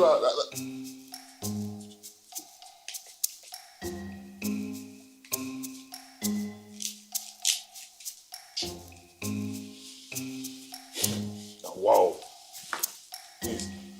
This is what I can afford. That's 50,000 naira. I know if you take my hand, Tosha. This money no go reach me by anything. I beg your pardon. Lucky, by the time I buy meat and one bag of rice, this money don't finish with that now.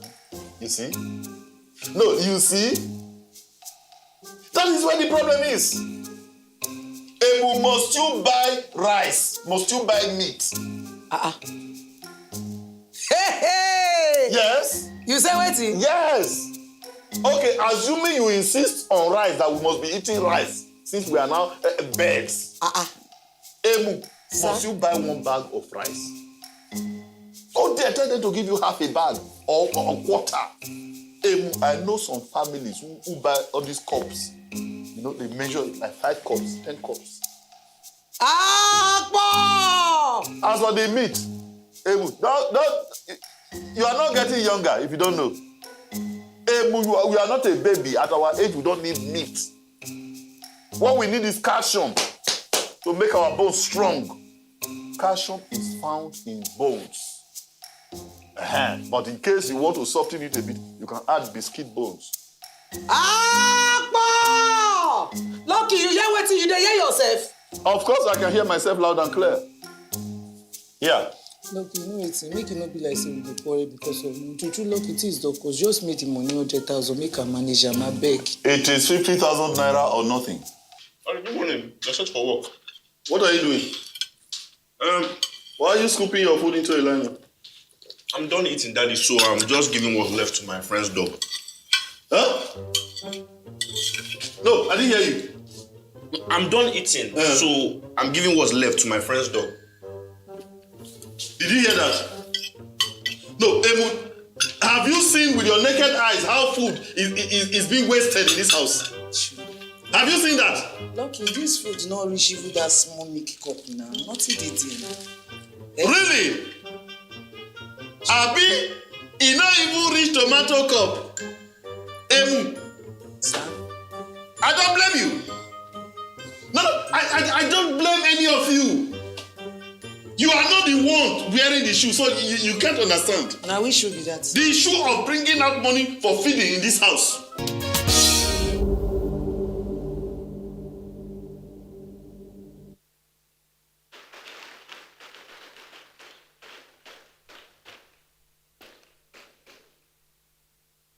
Mr. President, Elder S. Nielsen and his lovely wife, Sister Wendy Nielsen, you can see how popular this is.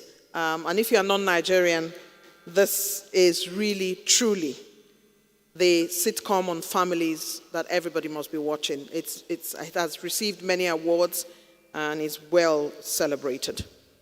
May I at this point respectfully invite Elder S. Guilford Nielsen, General Authority and President of the Africa West Area, Church of Jesus Christ of Latter-day Saints, to come up for the honors of an award ceremony that will be taking place shortly on stage. So if you would come up and take a seat, please come. Thank you very much. And so I was talking about a man who has recently been widowed on television. His lovely wife, whom you watched, passed in 2022. His wife that we have all considered his television wife. And everywhere we see him, we ask him about Emu. Because although they are constantly at each other's throats, they love each other so very much. They are constantly going on about how much money there is to share in the family, how much work Emu is doing. And he usually often refers to her as Emu Lolo, the way he calls her, that's his pet name for her. And when she died, he was gutted, and along with him, the entire nation. This is because, as a father, he's a scientist, and he does so much to bring his children and family to rally around him, the job of a true father. Today, we celebrate prolific Nigerian actor, scriptwriter, movie director, and veteran comedian, Mr. Charles Inoje, from a royal family, a graduate of the prestigious University of Port Harcourt. He has received so many awards, both at home and abroad, for his excellent acting skills and other film works. He was nominated for the AMVCA Award for Best Actor in a Comedy, Drama, or TV Series 2023. I doubt that anybody remembers him as Charles Inoje. Everybody knows him as Mr. Lucky Johnson, the father in Africa's most popular and loved family drama series, the Johnsons. Please help me welcome Mr. Charles Inoje.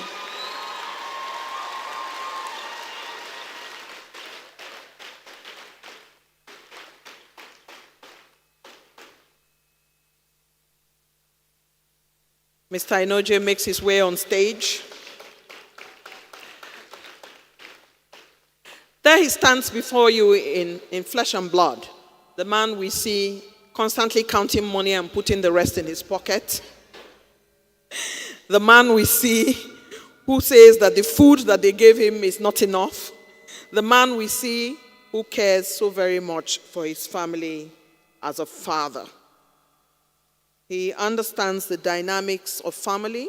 He brings it on screen for us, and his children and his wife have soothed us in many months and years where we have had a disagreement in our own family, and him, through the drama series, has solved the problem for us in our own home by himself showing the way as a leading Nigerian family.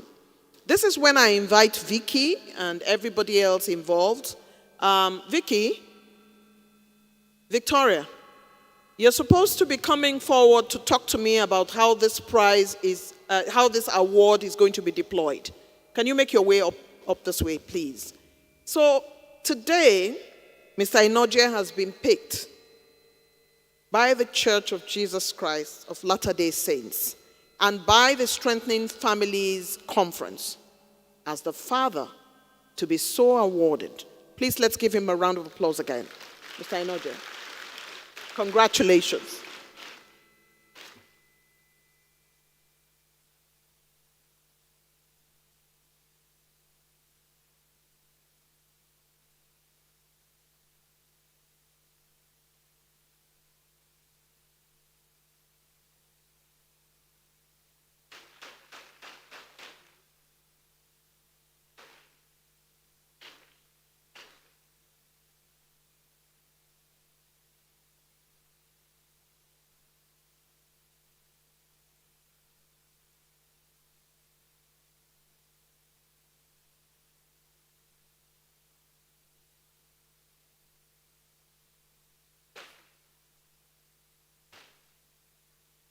Thank you.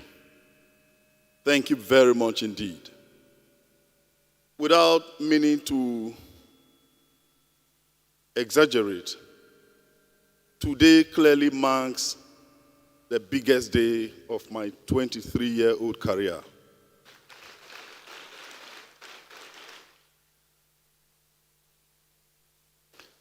I hail from the remotest part of the world, from a community that you could best say ungoverned, a people left to fend for themselves.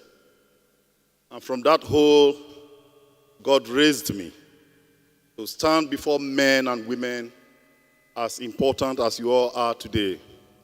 It is a privilege I would never take for granted. 12 years ago, our executive producer, Mr. Roger Sofime, gave us a charge and he said, I want a show on television that the entire family can sit and watch together.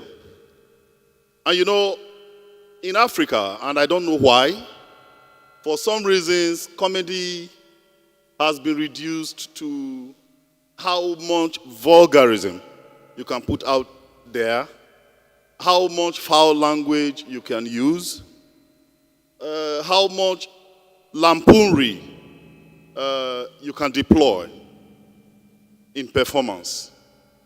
So at the time, we felt that was a very tall order. But we got to work. And 12 years down the line, I can tell you that the African continent has never known it better. The Johnsons, for the past 12 years, has entertained the African continent, building a show that believes that family cohesion is the most important ingredient if anybody wanted to combat and defeat poverty. You never know how rich you are until you have a sound family. I meet people on the street with all manner of testimonies. Mr. Johnson, thank you. I never knew I was a stranger in my own home until I started watching your show.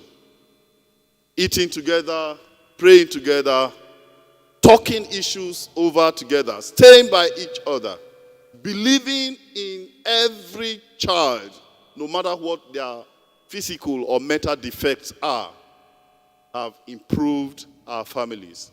All manner of testimonies. We thought we were just earning a salary. But today, the organizers of this conference, and indeed the Church of Jesus Christ of Latter-day Saints, have proven that much more than just earning a salary, we are administering cohesion, love to families across the African continent and indeed the world. So I'm proud to be here.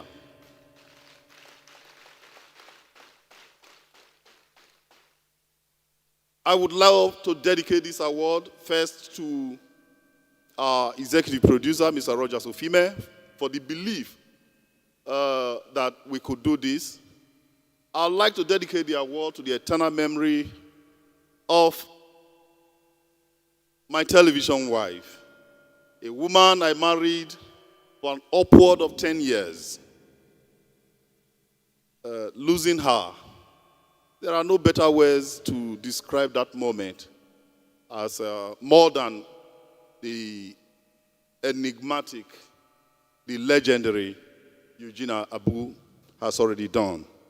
I would love to dedicate this award to my grandmother, with whom I was raised, a woman who never went to school but believed that somehow, I don't know how she did that,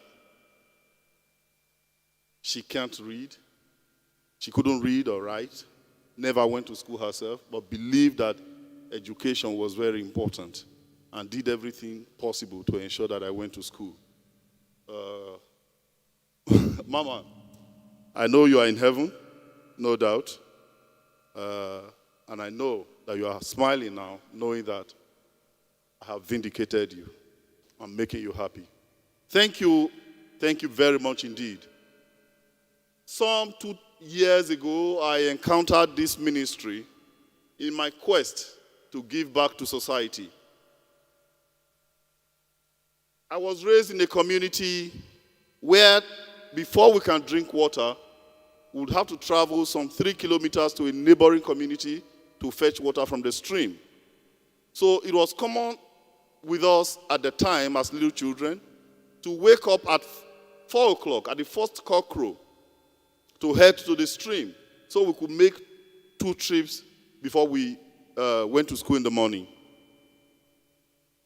I left the village in 1985. I returned there some 4 years ago, and I discovered that the situation was as the same as I left it. And I told myself I was going to make a difference. Of course, by God's grace, we are popular. We not get money.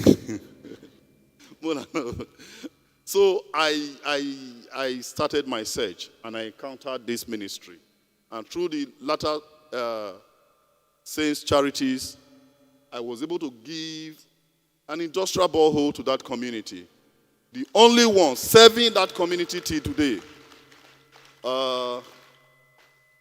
Where I come from, sir, and I am sorry that I have to do this, we are never ashamed to ask for more. My people see me as a light in the midst of thick darkness. So I am going to ask for more. That there exist several other communities requiring critical help in terms of drinking water, in terms of maybe primary health care delivery services. And I know that my partnership with the organization we can intervene in those places. Thank you, and God bless you.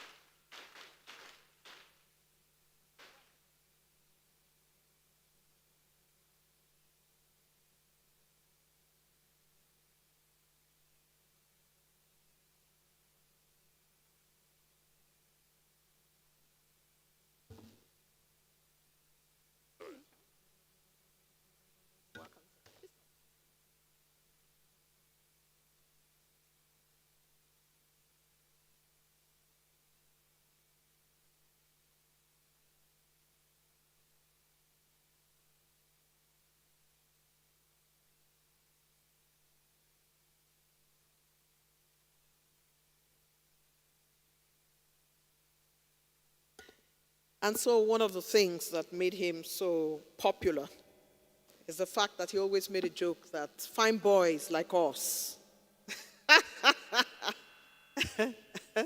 now them they rush us, you know. We know they chase them, now them they rush us. He's very hilarious. And I dare say that Mr. Charles Inoje's character teaches everyone who does not understand that humor is part of the oil that runs a family, that being funny, being humorous, you can get away with quite a bit when your husband has offended you and he comes and says something funny. And when your wife has offended you and she pretends that she doesn't remember and is asking you if you want a little bit of pie or some pepper soup, it's all part of the dynamics of marriage and family. And Mr. Charles Inoje really, truly exemplifies it on television for all of us. Let's have another round of applause for the award-winning Mr. Charles Inoje. Thank you very much. I'd like to recognize and greet Mr. Ilyasa Omar Zubair, representative of the Permanent Secretary Ministry of Women Affairs. Where are you, sir? If you wave, oh, there you are, I can see you. Ministry of Women Affairs, in partnership with the Church of Jesus Christ of Latter-day Saints, have put together the Strengthening Families Conference, and the Permanent Secretary has deemed it worthy to send a top-level member of that ministry in the person of Mr. Ilyas Omar Zubair. I'd like to greet and welcome Chief Elder Sunday F. Young, the community leader of Akwa Ibom Buari Area Council, Abuja. Are you still here, sir? Akwa Ibom State representative from Buari, Mr. Flint Mensah, Director of Temporal Affairs of the Church of Jesus Christ of Latter-day Saints. Mr. Mensah, thank you very much for coming. Mr. Anthony Molade, partner Goldwings, one of our esteemed exhibitors who flew in from Lagos. Dr. Sanjo Fashola, MD, MBR Computer Consultants, an esteemed exhibitor. And I have my brother exhibiting today as well, so I'm going to talk about him in a few minutes, in between the time that we have. In the meantime, I would like for us to remember that we're going to go on to the panel discussion in a little bit. But I'd like to quickly read to you the exhibitors: Family Search, Gathering Places Community, Welfare Self-Reliance Services, Seminary and Institute, BYU Pathways, MBR Computers Consultants Limited, Ministry of Interior, African Women Staff Multipurpose Cooperative Society, Long Reach International, Pastor Tunde Dada, Family Watch International, Classic FM Abuja, and the Nigerian Corner, Chemexia Sense, Niger Ticket, Goldwins, Dana Air, Price Pally, Women Advocate Research and Documentation Center.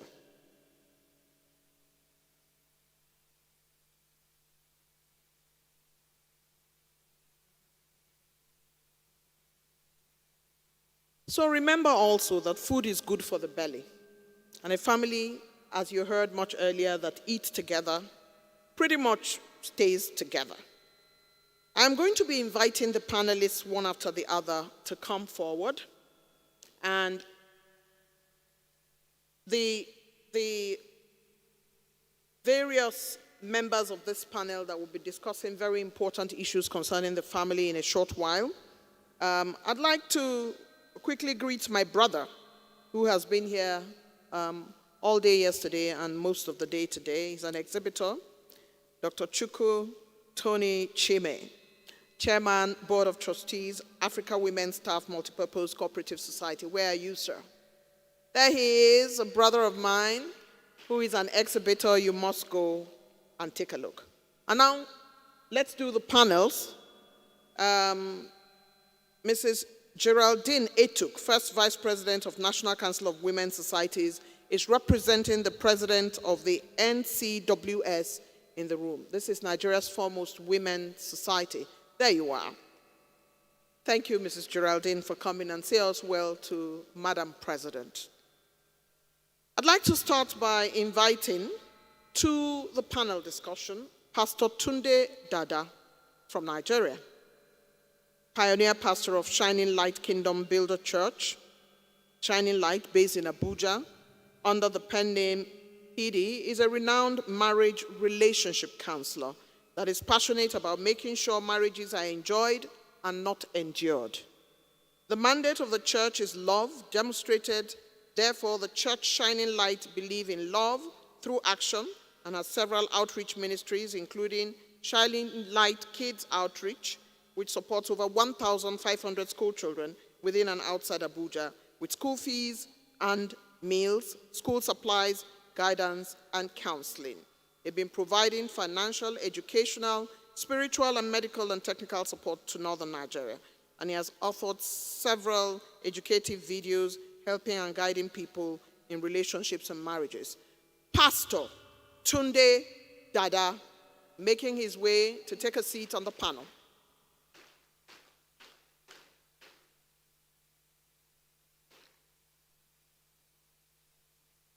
That's Pastor Dada. I'd like you to take a seat that excludes the seat in the middle. So take whatever seat you like. There you go. He has chosen well. Help me welcome Dr. Emmanuel Pelebo, Nigeria, senior civil servant employed in the Rivers State government under the State Ministry of Health. He is also the Director of Health in Eche Local Government Area, Rivers State. He is the Assistant Resident Pastor with Foundation Faith Church, Town Branch in Port Harcourt, Rivers State. He was trained as a medical doctor from the University of Port Harcourt and has a master's degree in public health, occupational medicine, and is currently undergoing studies for a doctorate degree in public health at the University of Port Harcourt, Rivers State. Help me welcome Dr. Emmanuel Pelebo.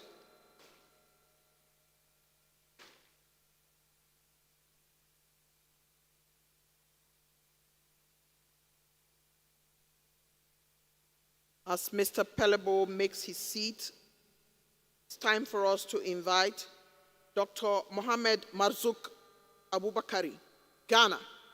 Dr. Mohamed Marzouk is a lecturer, journalist, and researcher. His research interests include issues in language, education, and religion. He's an alumnus of the Oxford University Symposium on Religious Studies. He is the personal assistant to His Eminence, the National Chief Imam of Ghana and the Executive Director of Islamic Peace and Security Council. He is also a member of the governing board of the Ghana Education Trust Fund, GET Fund. He is a multilinguist in Arabic, English, and French. Dr. Mohamed Marzouk Abubakari, please make your way forward.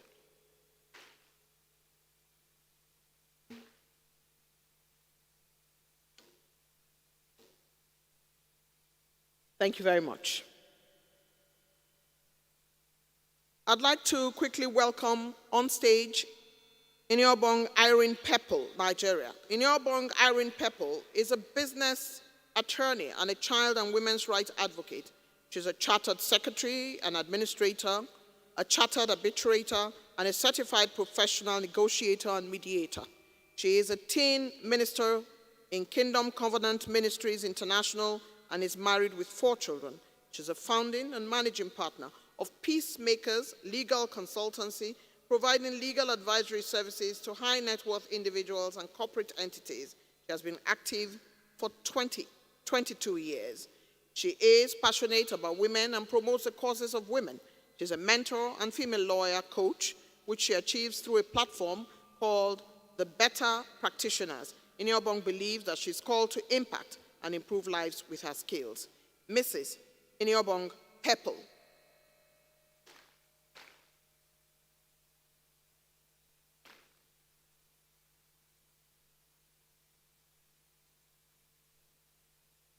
And finally, I do have a gentleman who I find very calm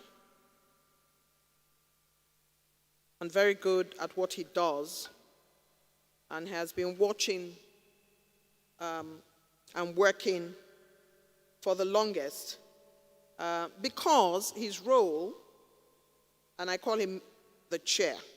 He has held a role that has kept us all together in the preparation for this event. He has also been a gentleman who has shown calmness in leadership, and I'm very happy to be inviting him to the panel today. So, I'd like to invite Elder Ikip Raymond Egbo, named an Area 70 and a member of the 3rd Quorum of the 70 of the Church of Jesus Christ of Latter-day Saints on April 1st, 2017, received a Bachelor of Arts degree in Geography, and I believe it's not just geography, but regional planning from the University of Calabar in 2002, and a Master of Business Administration in Leadership and Sustainability from the University of Cambria, United Kingdom. He began working for the church educational system as an institute director in 2002 and became an area director in 2012. Since joining the church in 1989, Elder Egbo has served in a number of church callings, including full-time missionary in the Nigeria Lagos Mission, branch mission leader, counselor in a district mission, presidency, district counselor, counselor in a district presidency, counselor in a stake presidency, mission president, Nigeria Calabar Mission, and stake high counselor.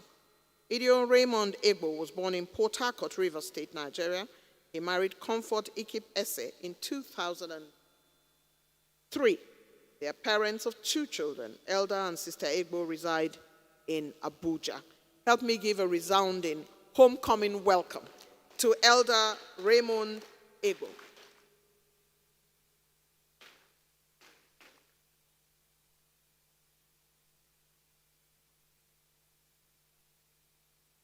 Your Excellencies, distinguished ladies and gentlemen, this is our panel.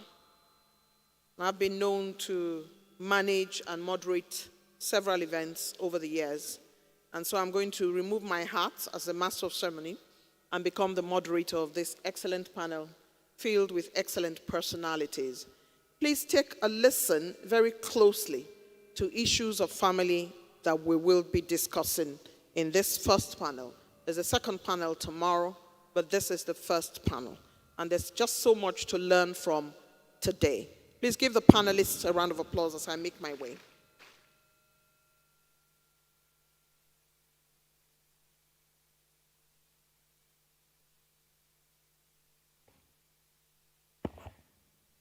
I'd like to welcome you all to the Strengthening Families Conference panel discussion taking place at the International Conference Center, Abuja. May I remind you again that my name is Eugenia Abu, and I've been holding proceedings and guiding and directing it all morning, afternoon long. This panel is set to look at the families how to strengthen it, and the challenges that families face across board. I'd like to start with Elder Egbo.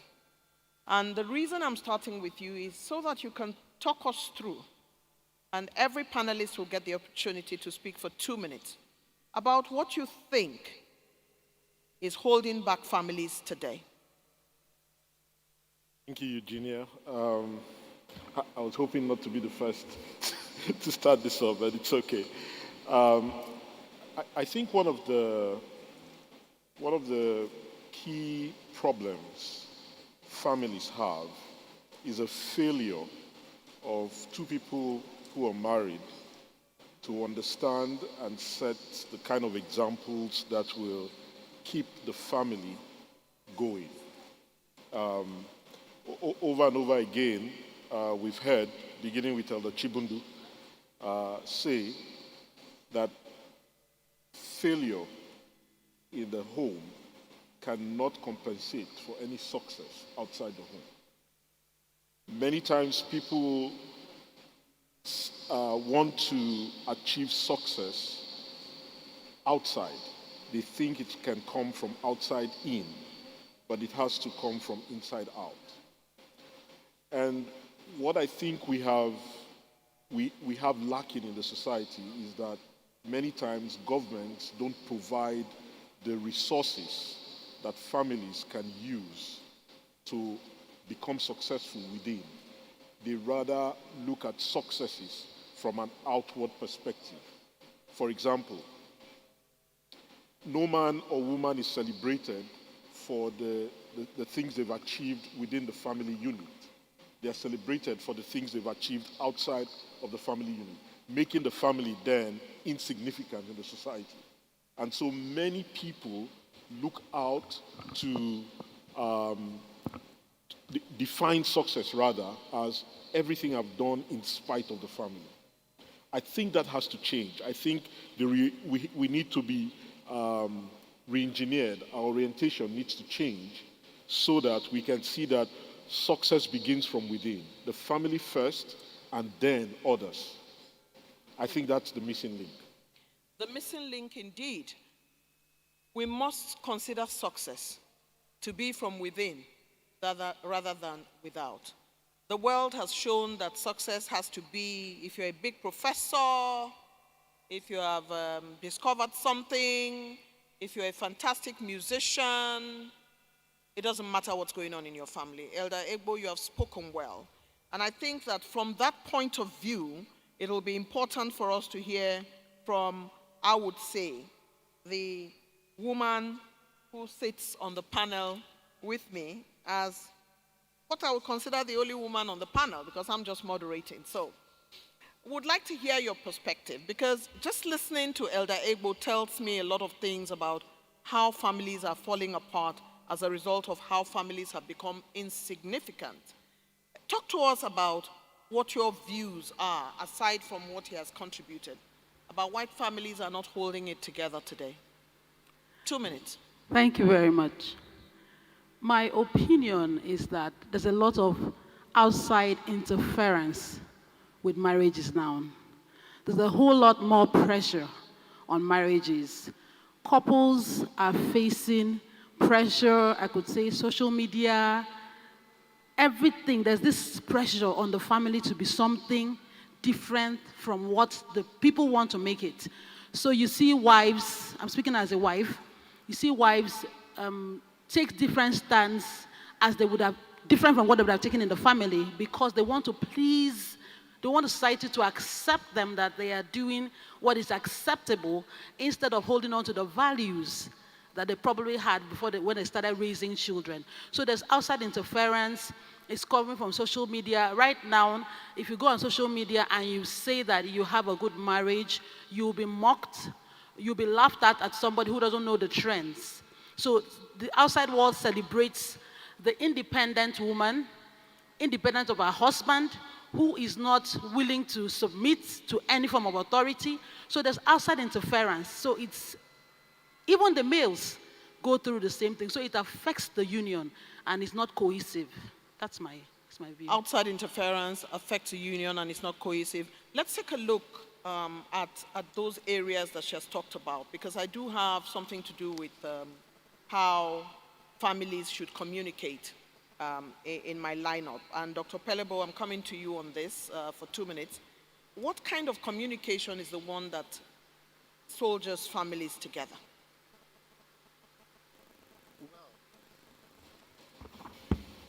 Communication. Well, communication can be verbal and non-verbal, like we know. And in communication, when couples cease from like relating to each other, or even the family, when there is breakdown of the husband maybe having an issue, not expressing it properly to the wife, and the wife keeps her own part of the day, I think that will cause what? A breakdown in the family. Strengthening the strength of the family will wear down, because, for example, you might have things in your mind that I don't know as a spouse, and I also have mine that you don't know. And if I don't say that to you, how would you know? There was a comedy I saw on social media. What was that comedy? The man was sleeping and he was backing his wife, and his wife was also sleeping and she was backing him. The woman was thinking that he's not even touching me, he's not talking to me. Maybe he has gone to see another woman. He does not really care for me again. Meanwhile, the man, like on the other part, like our Lucky Johnson, was thinking about what? The family finances. He was thinking, how can I get money to provide for this family? And by him not communicating and she not communicating, sharing their fears and their views together, it can do what? It can weaken what? The strength of the family. So I think. Thank you very much. Not communicating with each other is very easy to fall apart when you are not talking with each other, when your communication has been so affected. And talking about communication, I would like to go to Dr. Mohammed Marzouk Abubakari to talk to us about how social media can be used to strengthen families and how it is also being used to tear families apart.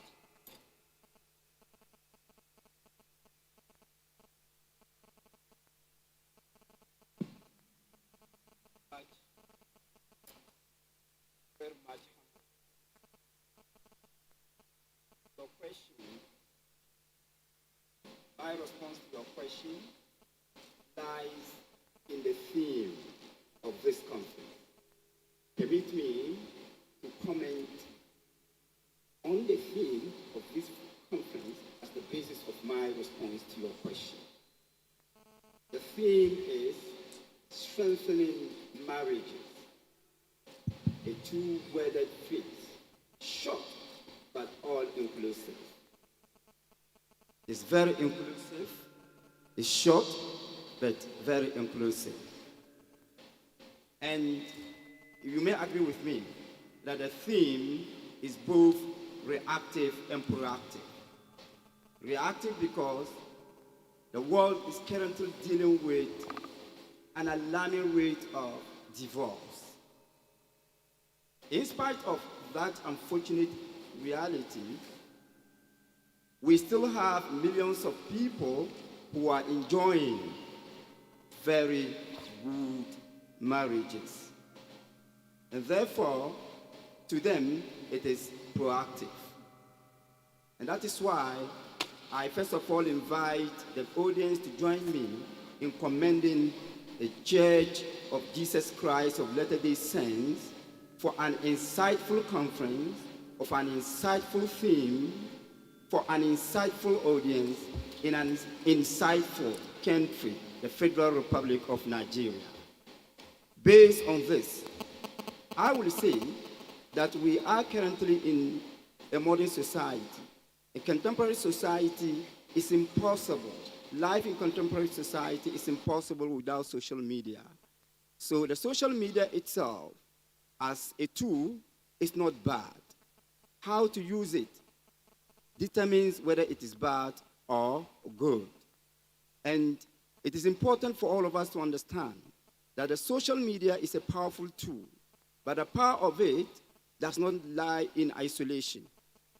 Anything that is powerful must also be subjected to a degree of control, or if you want, management. And therefore, it is, whilst we believe that we cannot prevent our children from using the social media, we should also recognize our responsibility to control the use of the social media by our children. How do we do that? We need to, at all times, educate the children on the correct use of social media.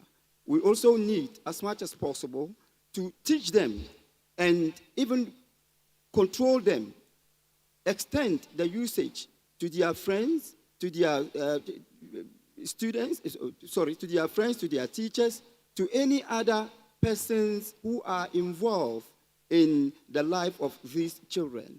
Social media has become a powerful tool of enhancing the quality of marriage in some places. It is also largely a tool of destroying marriages, particularly in Africa. And it is nothing but a matter of control. Let us all understand that that tool is powerful, and it is a reality in contemporary society. We cannot do without it, but we need a high degree of control and management, so that at the end of the day, parents, children, teachers, and any other person relevant to the marriage institution will understand the responsible use of the social media in the supreme interest of families. In the supreme interest of families. Very well said, Dr. Mazuk. And staying with social media, Pastor Dada, I'd like to come to you because a lot of times these days you can actually find people talking about how they are unhappy with their husbands on social media, how they are unhappy with their wives on social media. Is this something that you would recommend? I actually do not recommend that people should come on social media and talk about their personal situations. Social media, as my colleague said, is a tool. It's like a gun. A gun could defend you, and a gun could kill you. It depends on who's behind it, the heart of the person that's behind it. So to be quite frank, when people come on social media and they're talking negatively about their families, we need to know that this should not be so. And so we should not take it as a cue, something to follow. And because at the same time, the same people on this same social media, there are people there who are telling you about families, telling you what to do, trying to coach you, trying to improve you.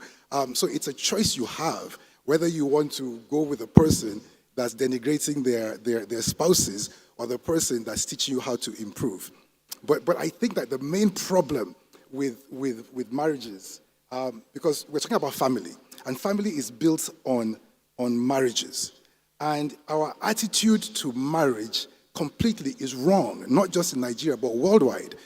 Currently, the success rate for marriages is 50%. It means one out of every two people that get married end up in divorce. They break up. And that's very bad. And then for second marriages, it gets worse. It's 60%. But then I must tell you this. Marriage is an occupation, okay? It's like medicine is an occupation. If you want to do medicine as an occupation, you will go to school for 12 to 18 years. You will study, you will invest, it will cost you money. If you want to do law, it's an occupation. You go to school, you study, you invest. And based on the knowledge you have gained and the study and the investment, you have a hope that your practice of this occupation will be successful.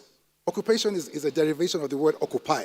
Occupy is like if what occupies your time is your occupation. Now, I can tell you this.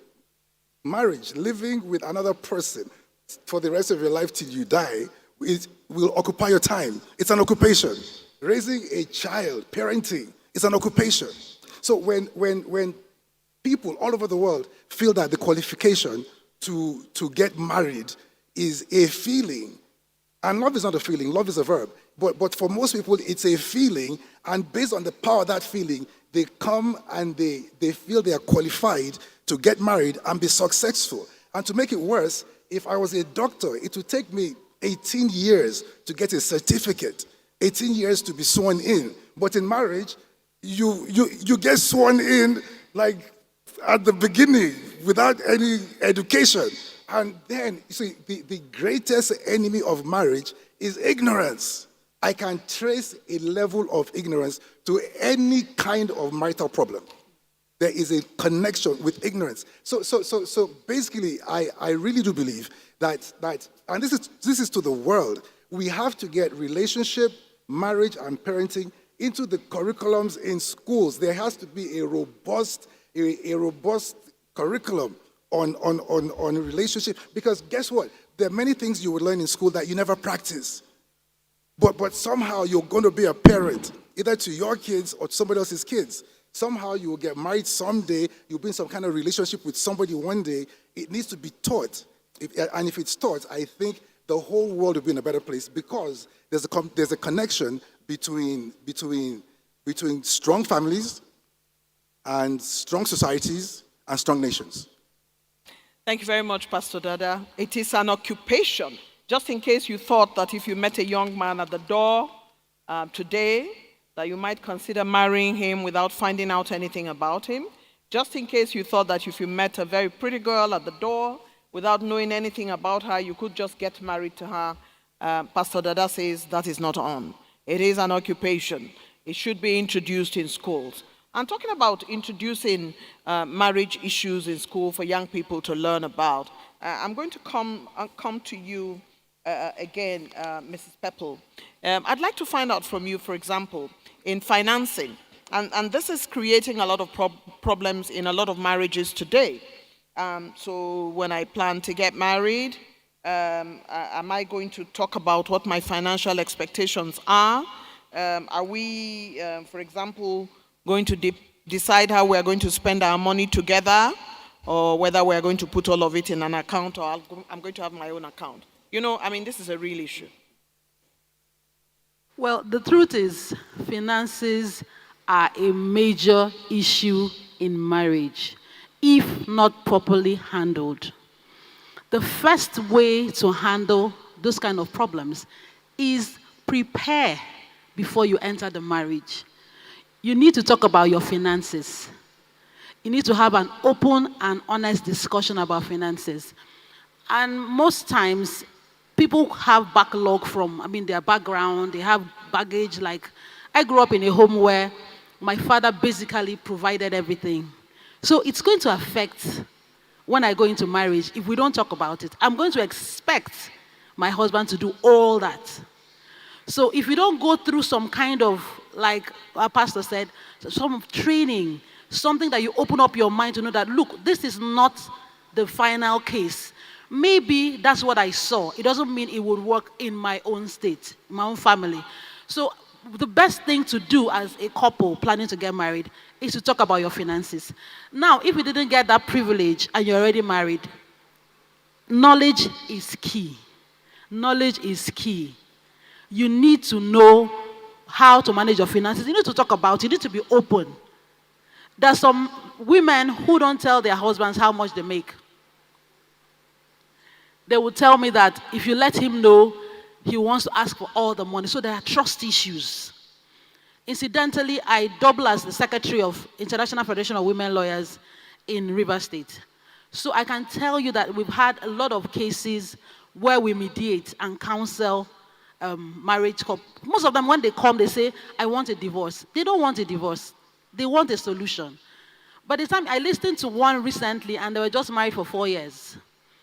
The issue was that my husband, there's a misunderstanding in our home. My husband is not treating me well. He doesn't give me money. He doesn't treat my mother well. When I asked the husband to speak, he also reeled out his own. So I told them, let me give you a secret. I've been privileged to marry for at least 22 years. Last Sunday, I and my husband quarreled and went to church. So I don't think that being in marriage, there's this illusion that it's perfect. You're not going to disagree over anything. Even finances, you're not going to disagree.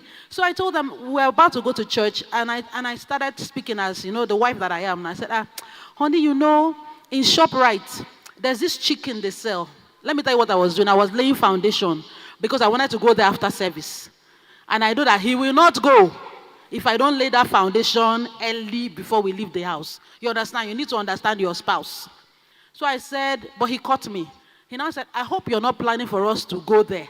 In fact, yes, last Sunday, I think Pastor preached that women who know how to manage their homes don't cook on Sunday. Hey! I flipped. I said, Pastor was talking. Where is it in the Bible? You know? And he said, well, even Pastor's wife said it. The Bible says the older women should train the younger ones. Say, Pastor, you are twisting scripture. Well, the bottom line is, I said, okay, we both went to church. Guess what happened? When I got to church, I noticed that there was there's that friction. A friend of mine brings food to church. She sells food. So I said, my husband likes jollof rice, So I told her, I beg, Sister Ivy, it be like say, you go give me that rice small. Help me, made them put on for moto. My husband was waiting for me. When he got there, he saw the rice. He didn't say anything. I was mending fences. So when we got to the car and we were going home, he now said, are you not going to buy the chicken again? You understand? Now, the truth is, most people who have financial issues don't know that there are other people who go through the same issues.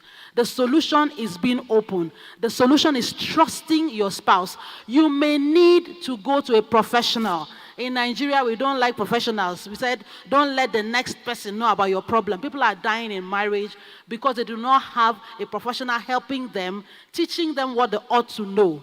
So the truth is, you need to learn how to manage your finances. You need to be open and honest, and you need to trust your spouse. Mrs. Inelbong, Pepple, mending fences, laying foundation for the chicken. An absolutely brilliant way to discuss the matter inside the matter. And in discussing the matter inside the matter, I know that Elder Egbo will have something to say about finances at this conference. And because we're strengthening families, the fact that his wife is sitting here is irrelevant to what he's going to say. Madam, please pay attention. Elder Egbo has looked after you. You are looking very peng, and we know why. But we also know that you are looking after him because of the way he looks. And so whatever he says here is advice to the rest of us who are in the room, because we know that he's holding his house. Elder Egbo,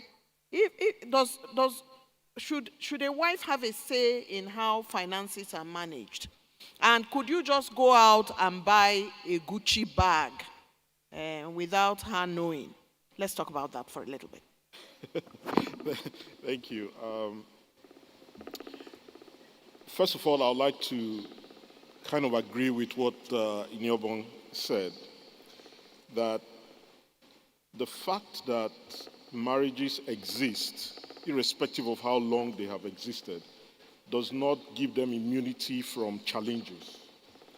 Because, come to think about it, even you yourself, you cannot perfectly predict how you behave in every circumstance. You keep changing the way you behave. And it will be a fallacy for you to say, you should understand me. That is the way I am. Having said that, I'll also add that marriage is not a place to misbehave. It is a place to put up your best behavior. You need to understand that I am living with somebody else who is not going to take the nonsense. So I need to be well behaved in this institution. When men and women forget that fact and they feel, take me the way as I am, or take me how I am, that is the way I do things, then the marriage is going to be the way things are done, And unfortunately, those who misbehave don't want to accept the misbehavior of somebody else. That is where most of the times the problem comes from. Now, having said that, finances, there is no one formula for handling family finances. Oh, I went to the house of Mrs. A and I saw her husband doing this, and you don't do that. Excuse me, Mr. A is not who you're married to. You need to understand how he behaves, what has formed his behavior. Definitely, he's from a background, and that background has contributed to the kind of person that he is. In fact, like you said, many times when we fall in love with people, we prescribe the kind of behavior that they have. And when we get into the marriage or the relationship and begin to see differences from what we prescribed and what they really are, then we start saying, oh, this is a bad man or this is a bad woman. But what was the foundation of that assertion? It's because we had prescribed and said, this person should behave like this or like that because that's the person I love. That's the first mistake we need to correct. So when someone comes to when you get married to someone, you should expect that that person has a different way of doing things. Your responsibility is to understand the way of doing, the way that person does things, and try to behave in accordance. Now, I'm not saying condone bad behavior or bad habits or bad attitudes. I'm rather saying there are good things that people do that just because we don't like it, we shouldn't say it's a bad thing. That sounded a little bit complex to me, and I thought that Inyobong made a face when he said you cannot prescribe for people who they should become. That makes sense. And then at the beginning of your comment, you did say that people change, and that over time, it's not what you think that somebody is, that he is when you get married to the person. And I'll stay with you, Elder Igbo, on this before I go to Dr. Marzouk, because sometimes people marry people and then after about 8 years they say, he's no longer the person I married after 7 years. Is that something we should know and understand better in a couple of sentences? Interesting to ask that person too, and hear the person say, you also are not the person I got married to. Oh, interesting. Because the change has come both ways. Both of you at some point have adapted to perceived circumstances that has caused you to drift away from who you originally were. It could be financial, economic. It could be behavioral, in the sense that someone has become too difficult to handle. And I think the worst part of marriage is when someone who is doing something that is wrong refuses to accept that they are wrong and feel that their way of doing things is the best way, and you have to accept it that way. Marriage is real business, and we need to understand it. It's a business that is as serious as you going into partnership with someone to make money. And when you begin to take it as a trivial thing, then the other party changes too. I say, I'm not going to be a fool again, or I'm not going to be stupid again, and stuff like that. So if we will follow, whether we are Christian, Muslim, Hindu, pagan, whatever we are, one thing we have in common is that God ordained marriage. And as individuals, we yearn to be married at some point in our lives. We also belong to a family, either the family we formed or the family we come from or the family we are expecting to have. And so at that point in time, with that understanding, we need to say to ourselves, what has God prescribed to make marriage work? Now, God is God to everybody. We might divide, there are some divergences. Yeah, for example, Christianity, Christ, Islam, Muhammad, Hindu, and all of that. But God is a constant. So what has God prescribed for marriage? And God says, love this person as you love yourself. If you will love that person as you love yourself, then it is easier to be in marriage that way. For expanding the conversation, and I'll return to every panelist on this particular issue. But more than anything else, one of the things that caught my attention is the fact that he said that marriage is not a place for misbehavior. Inside marriage, you have to be at your best. Pastor Dada, I'm coming to you on this one because it's about division of labor, you see. Are we going to work together to make this marriage work? Are we going to work together to take care of the home? how do we divide the management of the home between the husband and the wife in a marriage to make a marriage work? Okay, that's a really good question. At this point in time, I think we need to move away from the traditional roles where men think, well, the woman is meant for the kitchen and the man should, doesn't go to the kitchen, doesn't wash plates, doesn't help out. We've got to move away from that. For agreement to really happen in a marriage, there has to be communication, good communication, where both of you talk, you discuss who does what, and you've got to be open about, who does what better and who's available, and there should be fairness involved as well. It's really important because what I find is this: in marriages, people do not know the power of agreement in marriage. Many times I see some couples, in fact, many couples who make no intentional effort to come to agreement with one another. So on any issue at all, they are quite comfortable to end the issue on, I don't agree. And the other person says, I don't agree. And each time you have that disagreement, which is what it is, there is a wedge driven between the two of you. And the whole goal of marriage is that two become one.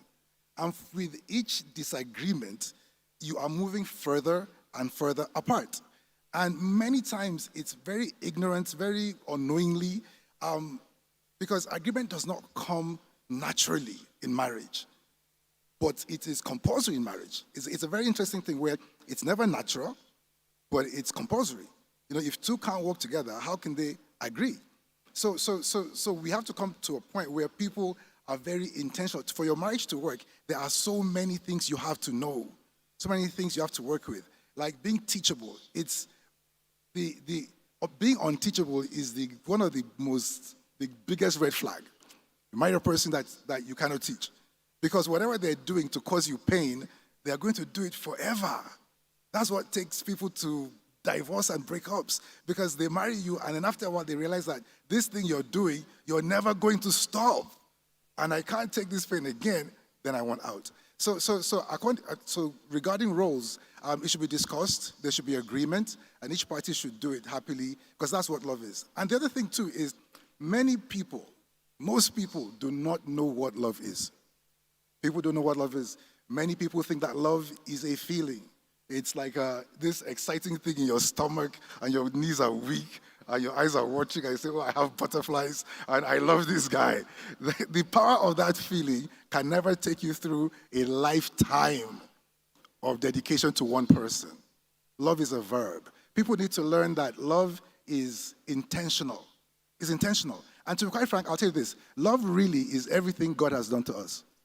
Because God is love, love is everything he's done to us. So,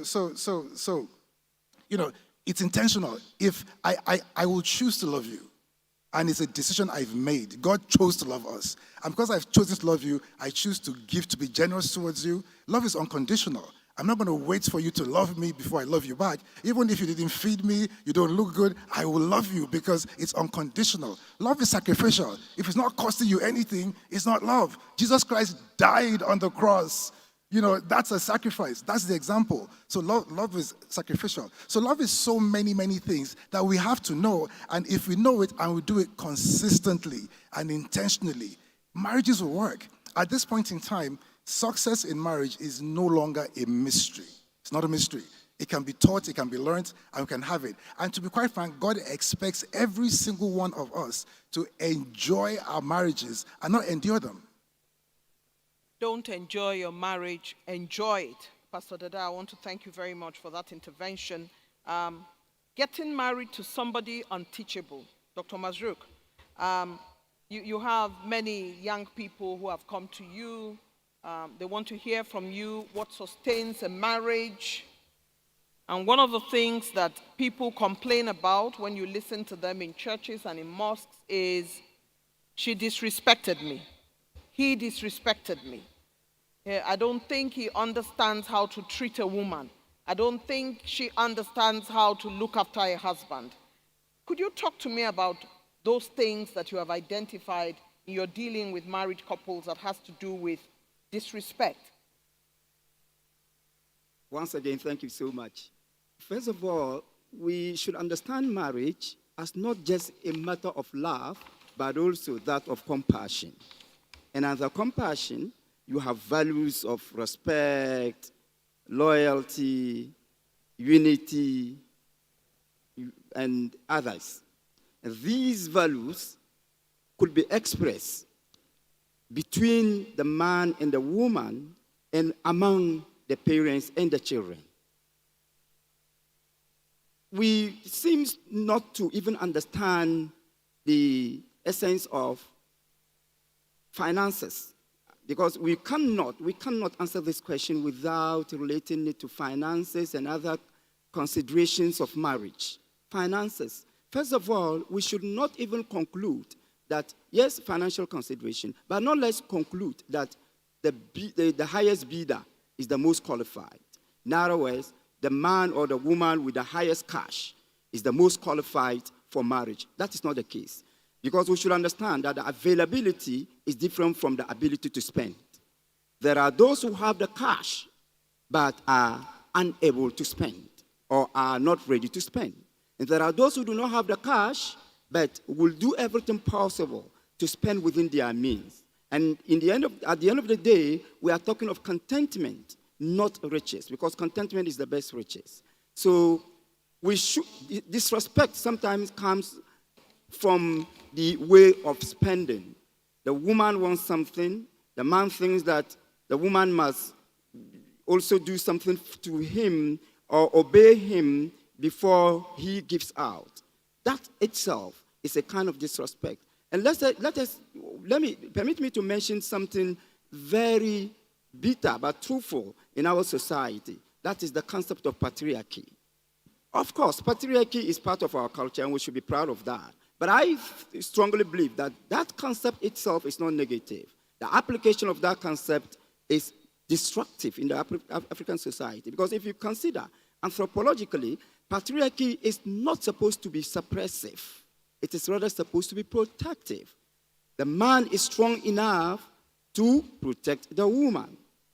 The woman is deemed highly respectable, not respectful, but respectable to the extent that she must at all times be protected.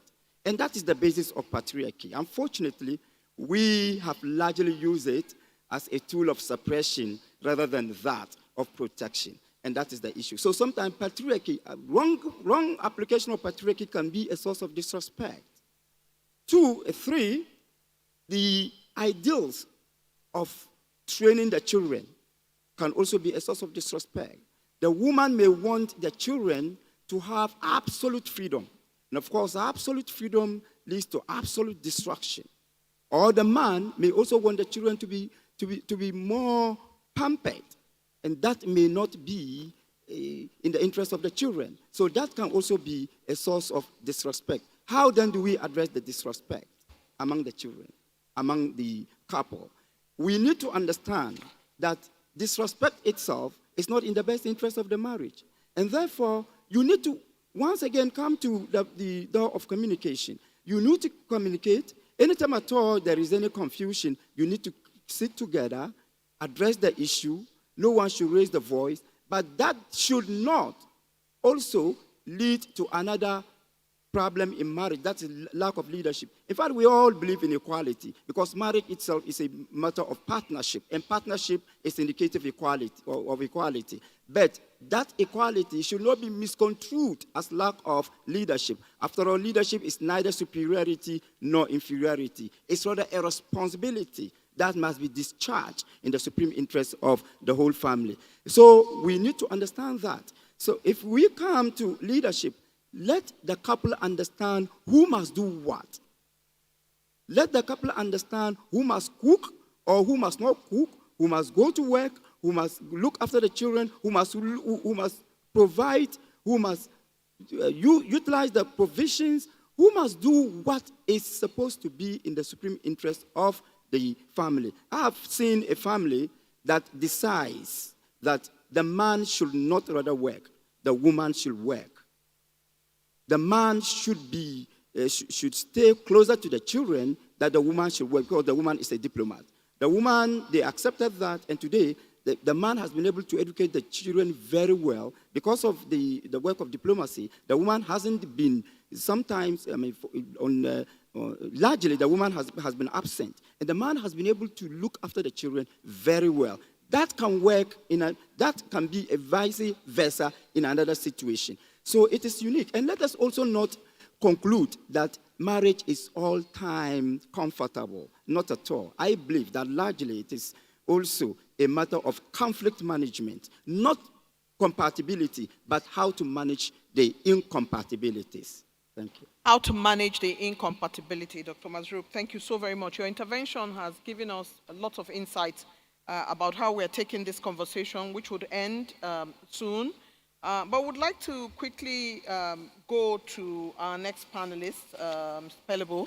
I'd like to come to you because if you listened intently to all others who have spoken, there is the issue of parenting, which keeps coming up. So do we talk to each other before we decide how many children we're going to have? Is it something we'll talk about before we marry, or it's an accident, or we just have the children without discussing it? Is it a decision of the wife, or it's a decision of the husband? We'll have 4 children, we'll have 2 children. No, I want 3 children. Or in the way in which the children are brought up. You heard Dr. Mazruk talking about how sometimes the father wants the children to be pampered. Sometimes, and you know these children, sometimes they can play you on this little finger.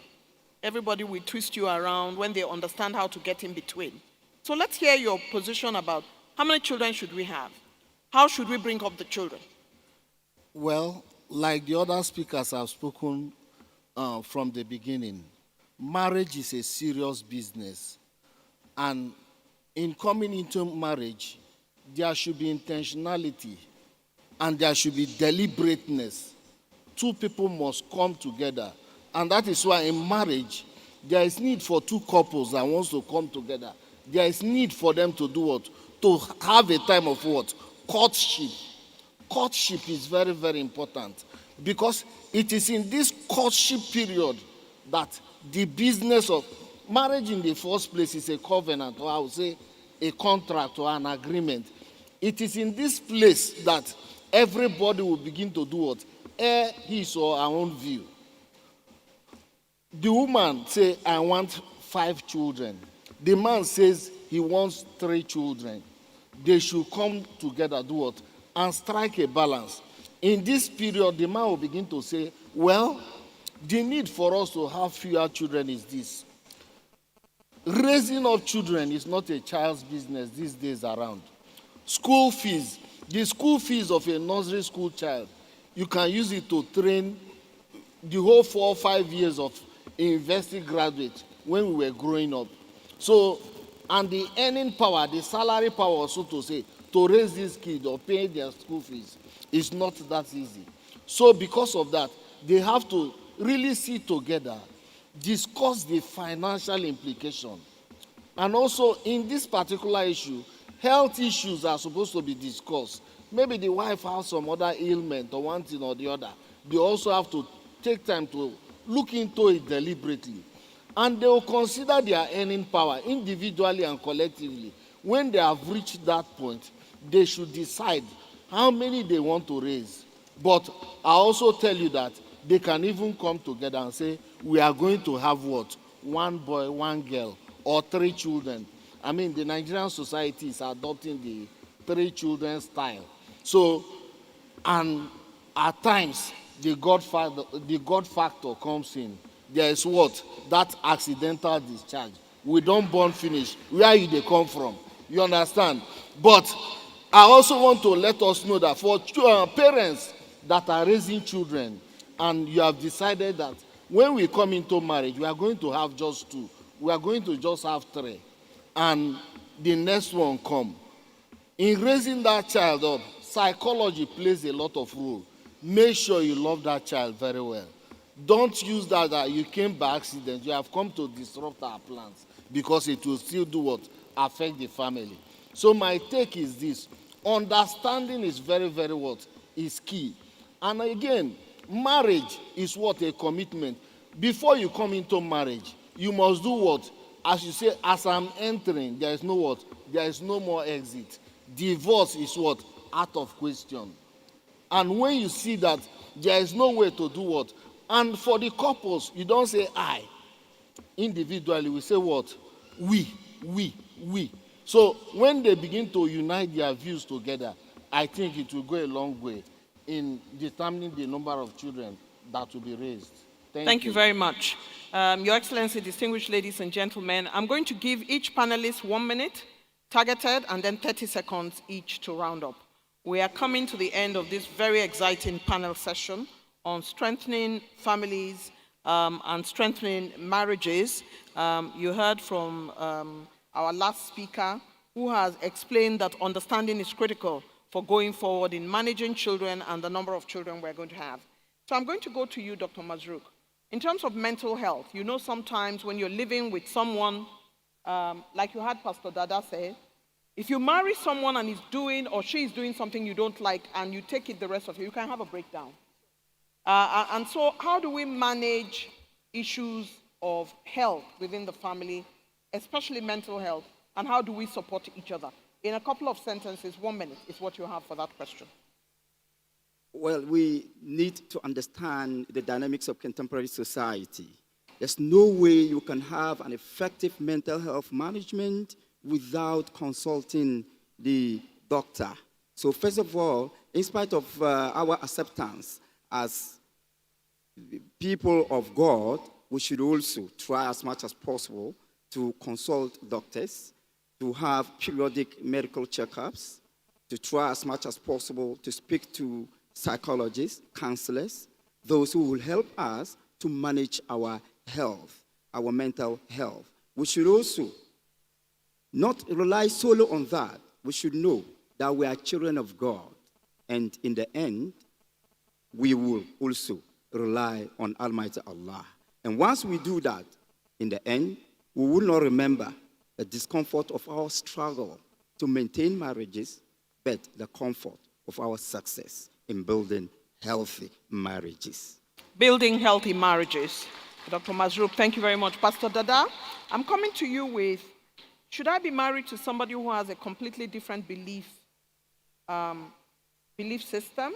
And how do we take our children through proper structured belief systems that would keep them afloat in this complicated world? Okay, to be quite frank, I'll tell you how it works. If you see a person with a different religious belief and they want to marry you, most times that person is very open in their faith and is very open in their faith. Okay? Now, what happens in time is that sometimes people change. In the course of time, a person who is open in their faith today could go deeper in their faith. And when they go deeper in their faith, their outlook and their demands will be different. So I support people of the same faith getting married together because that will survive the test of time. But when people of two different faiths marry, it's usually okay at that time because at that point in time, their frames of mind were in a place where it was okay. But there's no guarantee that their frame of mind will remain like that. So as they grow, it's like a person could go to the mosque and hear a teaching and come back home and say, you know what, no more church for you, go to the mosque. A person would go to a church and get a teaching and come back and say, you know what, I don't want to. So we really have got, most times people don't think ahead. We don't think of the future, but the truth is that the future will come. So whatever you do today has to take into consideration what the future holds. So it's very important. Thank you very much, Elder Igbo. I'd like you to comment on how do you manage children who have gone astray? And perhaps if you might want to add to what he has said. Okay, thank you. Probably the first one of marrying outside your faith. It's a very complex situation, and people going into such marriages should understand that there is a lot of work to be done. There's a lot of understanding. There's a lot of acceptance. There's a lot of not wanting to learn from others, but to learn from your own experiences. I'll put it this way. do not inherit other people's enemies. Because someone said it's not good to marry someone who is not, even within the same religion. Someone says it's not good to marry someone who is not a Catholic, for example, because you're a Catholic. You don't have an experience. You quickly adopt that. You've adopted another person's enemy that came from the person's own beliefs and the person's own experiences. You need to get your own experience, but are you willing, are you ready to get that experience? That's the key. Then how do you deal with a child that has gone wayward? Yeah. It is simply by understanding, first of all, that you are not the expert in behavior. Many times we approach our children as, I'm the expert, I know. The children say to you, you don't know. They may not say it openly, but the way they look at you, they make you understand that you don't know. For example, embarrassingly for me, I had a situation with our daughter where she was doing mathematics, a certain type of mathematics, and I said, oh, bring that to me, and she watched me try to solve the problem, and she said, that's not how our teacher taught us to do it. I said, okay, if you knew how to do it, why did you bring it to me? He said, well, I thought you were like our teacher, but you're not like our teacher. And she went ahead, and I was happy for that, because if she had done it, and if I had done it and she took it to school and came back failing all of it, then that would have caused something else. But what I'm trying to say is that the children know when you make mistakes. And if you keep thinking you are this infallible guy or infallible parent, then you're really wasting your time. One of the ways to help children who have really gone astray is to help them know that, look, we are in this together. I don't know it, but can we learn together so that you don't make the mistakes that will cause you regret? Because that's what we are after. We don't want them to live lives that will be full of regrets. And they also don't want to live lives that are full of regret. The only difference is the approach towards achieving what they want and what we think they should have. So when we say to them, let's look at doing this together, going through it together. And that's why I'm very happy with Pastor Dada's session on occupation. Spending and putting all your effort and time and energy towards achieving the goal of success, which means that it's not a part-time thing. It's not, well, I can't do it, someone else should try it. But it's saying, let's go in together and make it work. Let's go in and make it work. Dr. Pelebo, I'm coming to you because sometimes you are inside a marriage and the lack of communication is killing both sides, but no one wants to talk to the other. How do you manage criticism within a marriage? And of course, because we're rounding up, this will be 1 minute. I wish we had the whole day to talk about this. Let's go. Well, in marriages, before starting marriage, it's good to have what? Mentors. And we should also do what? Have family friends. And they are also our spiritual leaders. So there are sometimes the communication is so broken that, men are naturally, they are very prideful and arrogant. I can't stoop down to say I'm sorry to her. You understand? She will say, you can imagine, after doing all this, he does not want to say sorry. And the more it is getting longer and longer, the marriage is breaking apart. So what do?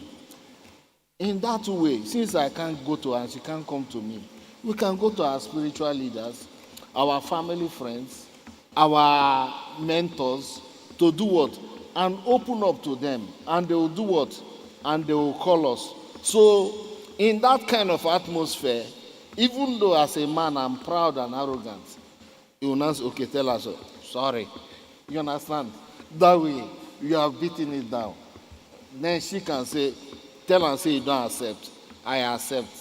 Whether you like it or not, both of you will go, hold hand together, kiss her, you go home, and it's building up. I think that way we can make it work again.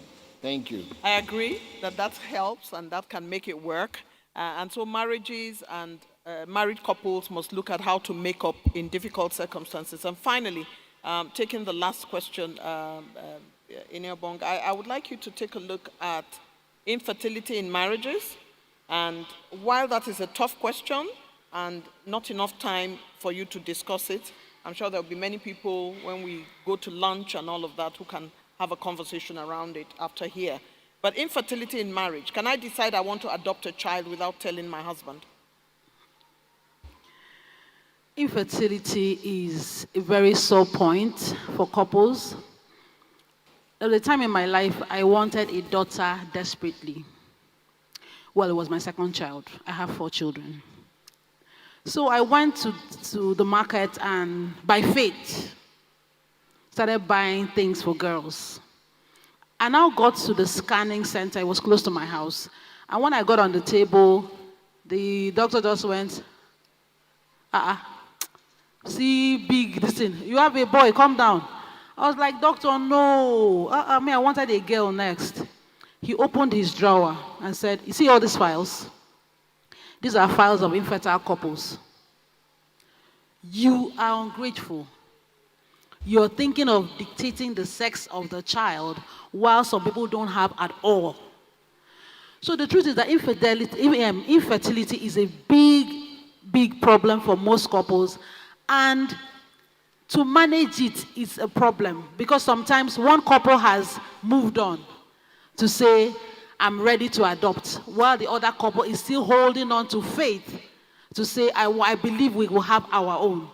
The truth is they have to come together. There's going to be so much growth. They're going to have a long process. I've seen people who adopted a daughter recently and they were over the moon. They have been on the waiting list to get this daughter and they finally got a child. Couples who go through infertility need our support.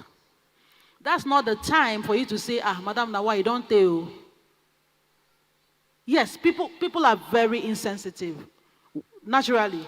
You see a couple that's just gotten married 5 years, you're looking at her tummy. So sometimes we need to be more caring, show more care. But for the couples, they honestly need to see a medical personnel and then go for mentoring. See, it's not easy. It's easy for me to say because I do have children. But when you don't have, I have friends who come to me, they say, look, I'm feeling so down, my period came out again. And me, now, I have children, but I have to be there for her and say it's going to be fine. So we should offer help to others. You know, you may have a friend, it may be a man, if you're a man, maybe a woman.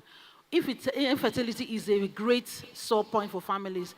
And until they agree on how they're going to adopt, you can't just go and adopt a child without your partner's, just on your own. You can't. You need both parents. Even in adoption, even if you come for adoption, you must have both parents in agreement. They have processes and all that. So you can't, as a person on your own, go and adopt a child. I don't advise it. Thank you very much. And I'm staying with you for your last couple of words, which is very, very short.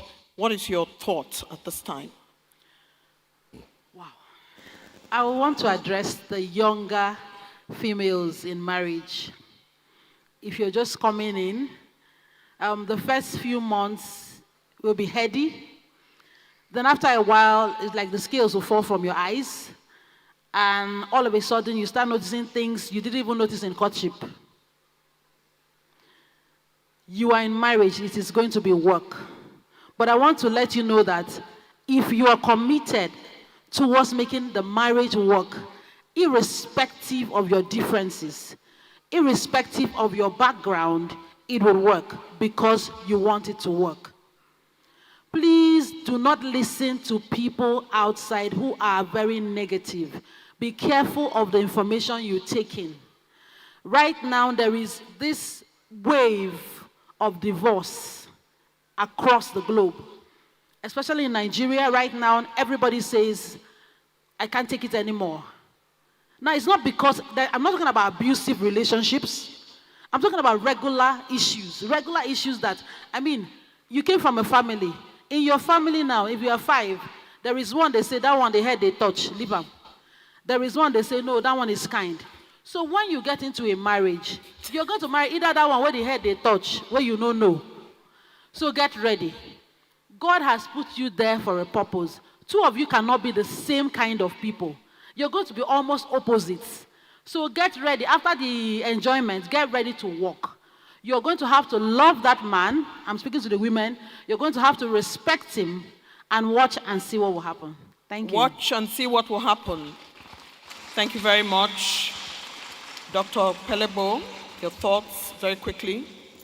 Well, what I want to say is this. For people that want to go into marriage, let me advise you on one thing. For the women, you must know that a man will be more handsome than your husband, taller than him, has six-pack, has more money, has more wisdom, has everything. And the same for the man. Another woman will be more understanding, more intelligent, and more everything. But one thing is certain. Marriage is not something you go to a shop to buy a perfect thing. Marriage is supposed to be what? Worked at. Deliberately, consciously, both of you will come together and begin to do what? Say, this my own particular marriage must do what? It must work. So consciously and intentionally, you begin to give it your best and it will work out. Indeed, give it your best and it will work out. Elder Egbo. I think I would close with something I said earlier. Don't inherit other people's enemies. Sometimes, for women especially, they come into a marriage with inherited enemies. His mother, his sister, his brother, and so on and so forth. Not because they've had problems with those people, but because of where they're coming from. And so when they come into the marriage, they come with war. They come to fight a war. And already you've laid the foundation for the destruction of that marriage. There is no way a man who loves a woman will see his relatives being disrespected and that love will still be intact. Oh, I understand. It doesn't work that way. You must, if you love him, then you must find a way to manage them without making him feel that he's, and vice versa, with the men too. Sometimes women grow up with their mothers and they come into that marriage and you suddenly say, no, your mother has no place here anymore. It doesn't work that way. You have to be able to accommodate them in such a way and manage the situation in such a way that they feel loved, respected, and appreciated. Yes, extended family do not matter, but they cannot also be thrown away. They are an inherent part and will remain an inherent part of that marriage until they naturally leave either the earth or something happens to them. So let's make it work. Let's understand and realize that marriage is not a place to misbehave. It's a place to put on your best behavior. Well said. Well said. Thank you so much. And I'm going to you, Pastor Dada, your final thoughts. If you're single, failure in marriage starts before marriage. Because while you're dating, if you choose the wrong person ignorantly, you are going to enter that marriage and struggle. So if you're single, get the education that you need, get counseling, professional counseling, even as a single person, so that you're armed with the tools that you need to make the right choice. So when you make the right choice, then you end up with the right person. Too many times people come and say, PD, people call me PD. They say, PD, I think I married the wrong person. This is 2 weeks after the wedding, and right away there is a problem. So let's know that. Now, if you're married, you're already in it. My advice is that there is wisdom and there are solutions to every problem that you are seeing. So learn about conflict resolution, learn about emotional intelligence, emotional intimacy, learn about sowing the seed of what you want in your spouse into them. So maybe you can't verbally tell them because they're not receiving it from you, but you're able to do it to them in a way that at some point they start doing it back. Learn about love and respect.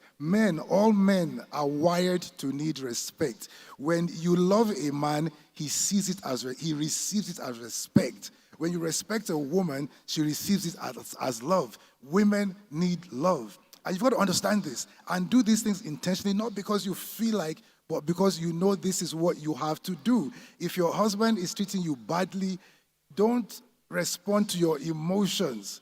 Respond intentionally. What you want from him is to love you. So your emotions can say, well, let me disrespect him because he doesn't love me, but let your sense tell you that I need to respect him to get love out of him. So in the midst of there are ways that if you know what you're doing, you can practically force things to work in your marriage. And peace is more important than being right. Many people are right. See, what they did in your family, in your father's house, is right. So as a wife, what they did in your father's house is right. Husband, what they did in your father's house is right. So you have two right people living in the same house. There's going to be a fight. There's going to be a fight. So you must be willing to fight because you're right. So peace has more value than being right in marriages. There are so many laws and principles that if you know these things and you're in your marriage already, things will work and you will enjoy your marriage. Thank you so very much. That is indeed very eye-opening. Things will work if you understand these dynamics. You know, I'm constantly saying in my home, didn't you see me? I'm wearing a new dress. Women love to hear when you say to them they look nice. And a lot of men tend to think it's a joke. But I mean, if you didn't notice that I've cut my hair, or my hair is longer, or I'm wearing stilettos, or I'm wearing a yellow dress, then there's going to be an issue. And it doesn't take a lot for you to notice what I'm wearing. Make it intentional, because he has spoken about the kind of things that men like to hear, and also women like to hear. But more importantly, men love respect. Women love to be told that they look good. They love to be respected. I don't like it if you come into public and you dismiss me. If I'm your wife and I'm saying something, you are amongst your friends and you say, I beg, wait, make we hear word. Women don't like it.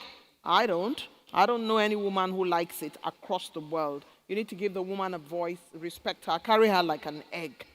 Having said that, I'm going finally to Dr. Marzouk. You have the final words of yours. Let me take this opportunity to bring your mind to a very negative mentality, critical and destructive of marriages in our society. And this mentality is being carried out by the forces of anti-life, anti-marriage, anti-family. Let no one be cowed into submission. Let us all stand for the kind of marriage ordained by Almighty Allah, by God in the Bible, in the Quran. Let's not yield into the pressure of these elements of anti-life. Let us all agree that marriage is a means of procreation, a tool of genealogical continuation, and a mechanism of human race revitalization. And therefore, any attempt to tell you not to respect the family and marriage structure as ordained by Almighty Allah is a practice that can be described as moral genocide. Let us rise against this mentality. And let us know that at all times, this kind of marriage will put us on a pedestal to look at values that are positive and values that are negative. And when we all agree to abide by the ideals of this traditional marriage as ordained in the revealed text, the Quran, the Bible, the Torah, and other holy books, in the end, we will be well informed to stand for love instead of hatred, unity instead of division, reconciliation instead of aggression, forgiveness instead of vindictiveness, and peace instead of violence. God bless all of us, and peace be unto all of us. We have chosen well for the man who has spoken last, for peace instead of war and reconciliation and love. And these things are the things that hold marriages and families together. Your Excellency, distinguished ladies and gentlemen, your panelists, Dr. Marzouk. Distinguished ladies and gentlemen, a round of applause for him. Pastor Dada. Ladies and gentlemen, a round of applause for him. Elder Egbo. Ladies and gentlemen, a round of applause for him. Dr. Pelebo. Ladies and gentlemen, that's your panelist. And finally, Mrs. Inyobong Pepple. You will agree with me that you would have wanted this to go on and on. This is one of the finest panelists that I've had to moderate. They have been spectacular in their interventions. They have shown knowledge in the area of families and marriage, and indeed, they come very highly qualified to be on this panel. Distinguished ladies and gentlemen, my name is Eugenia Abu. We thank you for your time and for listening and for being patient. Thank you very much.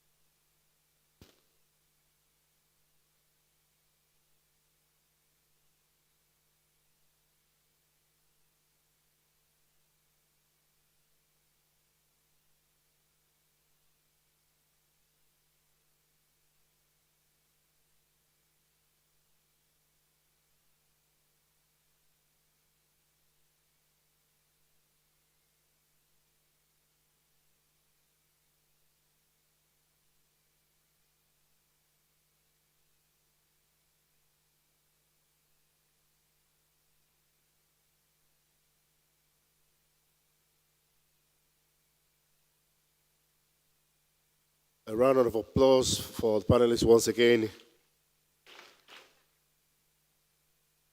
You know, this is the only country where you see a photographer taking pictures and they are the ones smiling. We'd like you to know that lunch is going to be served while seated, and I'm sure you can see that we're doing that already. We're rounding off gradually. As you know, this event continues tomorrow. But we'll take, while I wait for my big auntie, we'll be taking some few goodwill messages, and then we conclude for today. We'd like to also emphasize that as you're seated, if you need to go use the gent or the ladies, make sure you have your phones with you so you not become a souvenir to someone else. Once again, can we celebrate every of our panelists? Can we celebrate them? Thank you.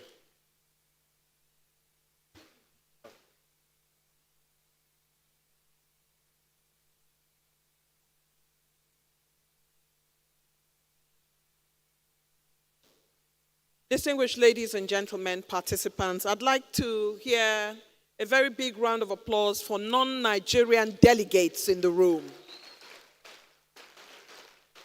Those who have come from Ghana, Cote d'Ivoire, who have come from across the world, from the United States. It is beautiful that you have come to join us today for this really exciting Strengthening Families Conference, Strengthening Marriages. I'd also like to give a shout out to our online participants, those who have joined us virtually. Let's give a round of applause to them. They've been with us all day. Your Excellencies, distinguished ladies and gentlemen, I'm sure you can tell that we have had an exciting time on the panel and we all learned together. I have told the hierarchy from the leadership down to members of the Church of Jesus Christ of Latter-day Saints, that it doesn't matter to me where the next conference is going to be. I'm just going to hop onto a plane and show up. Whether I'm working or not. Because when you are working, you are concentrating. Even the orchestra, you enjoy it differently if you are watching. But because I'm working, I'm looking at my time. And so the enjoyment is like half. Look at me as a participant at the next one. I'm just going to be sitting down there and just enjoying myself. It's going to come. and I look forward to it.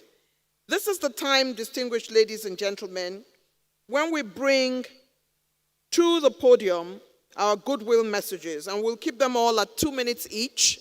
The time is fast spent.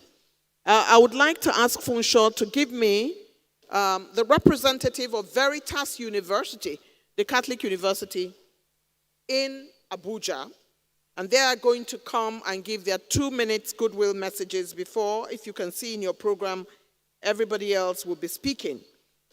I can see that we have Right Reverend Oscar Amoa, Anglican Bishop of Kumasi from Ghana, and we have also Mamina Golon Kergai, Assistant Minister for Children, Social Protection, Ministry of Gender, Children and Social Protection. In the meantime, permit me to welcome to the podium for only 2 minutes, Mrs. Angela Ngozi Dick, Associate Professor of Literature, Head of Department English and Literary Studies, Director, Center for Gender Studies of Veritas University. And as she makes her way to the podium, please give her a really good welcome. Thank you very much.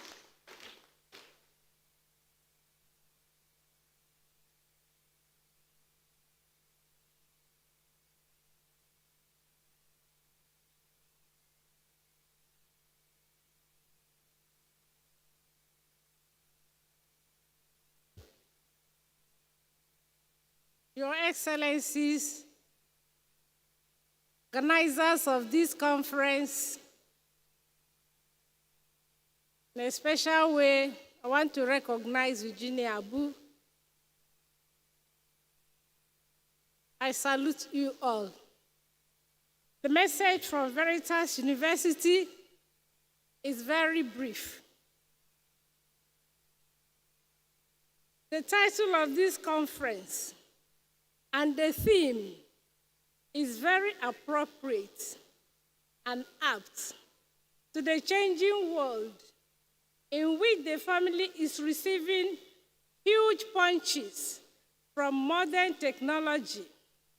The punches are both negative and positive. It is therefore important to focus on the foundation of our physical existence, which is marriage, the family. I am impressed by what is written in one of the booklets we have been given in this conference, The Family Search. The family search goes to who our parents are, our grandparents, and our great-grandparents.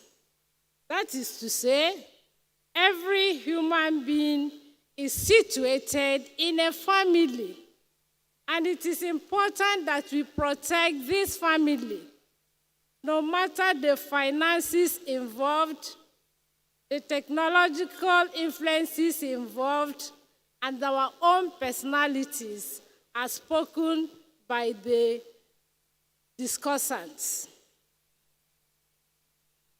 The family search is very apt. In Nigeria, where we come from, especially, marriages are transacted, concluded, and progressively supported by the elder family. Even though it is the young family that may initiate the process. Church of Christ of Latter-day Saints, thank you for focusing your conference on the family, where a man and a woman come together in this spiritual union to perpetuate the world. Thank you once again for centering on the family of a man and a woman, not a family where my daughter will be asked to state the gender of the mother or the gender of the father. Thank you very much.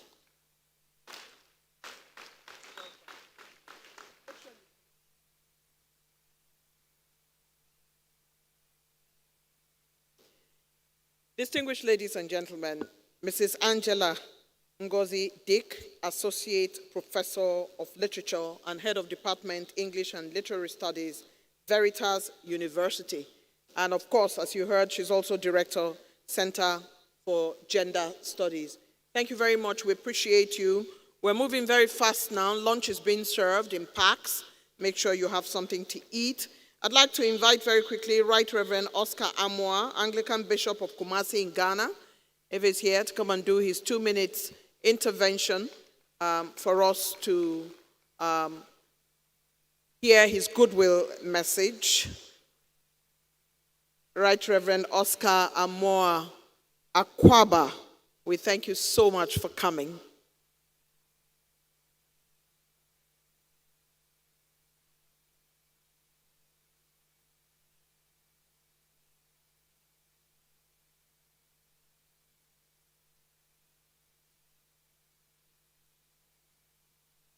Greetings to one and all.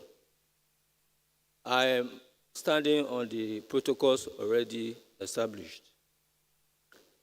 I'm very grateful to the Almighty God and the organizers of this great conference for the honor done me, not only inviting me to be part of this great conference, which indeed I've been enjoying so far, but also to deliver a good message. Enlightenment is very, very important for people to change. If we are not enlightened, it's more likely that we'll be doing our things the same old way. It is to this end that this conference is very crucial.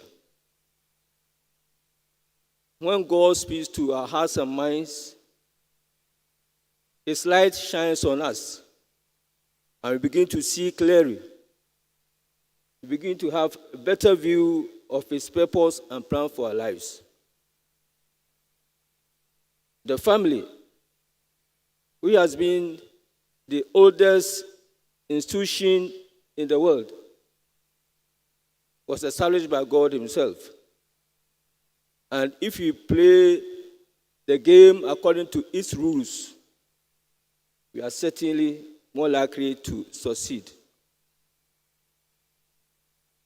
It is my prayer and wish that this conference will continue to be a source of light and enlightenment through the power of the Holy Spirit to give us more insights, more understanding, more knowledge, and more wisdom to be able to handle our family issues more appropriately and strengthen our marriages. At the end of this conference, we should be able to confess with Peter, who in Acts chapter 10, verse 34 said, "Now I know." Now I know will imply that I'm going to reason better, think better, and do better. I personally endorse this conference. I want to say, so far, so good. Thank you for your attention.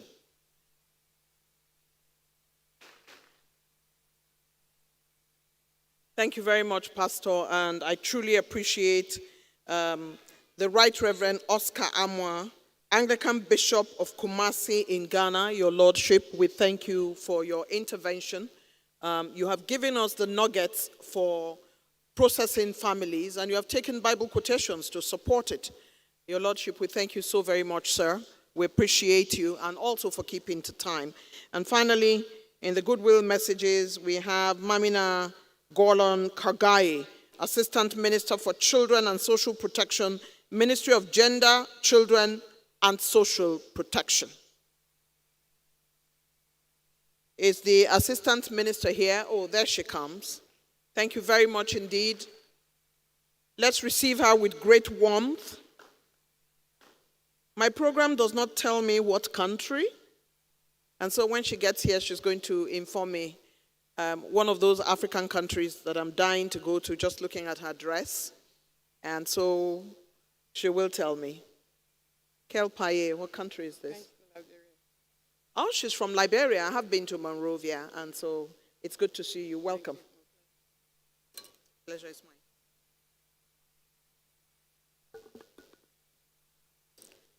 Well, my name is Mamina Golong Kage, and I work as the Assistant Minister for Children and Social Protection, and is currently the Acting Deputy Minister for Children and Social Protection.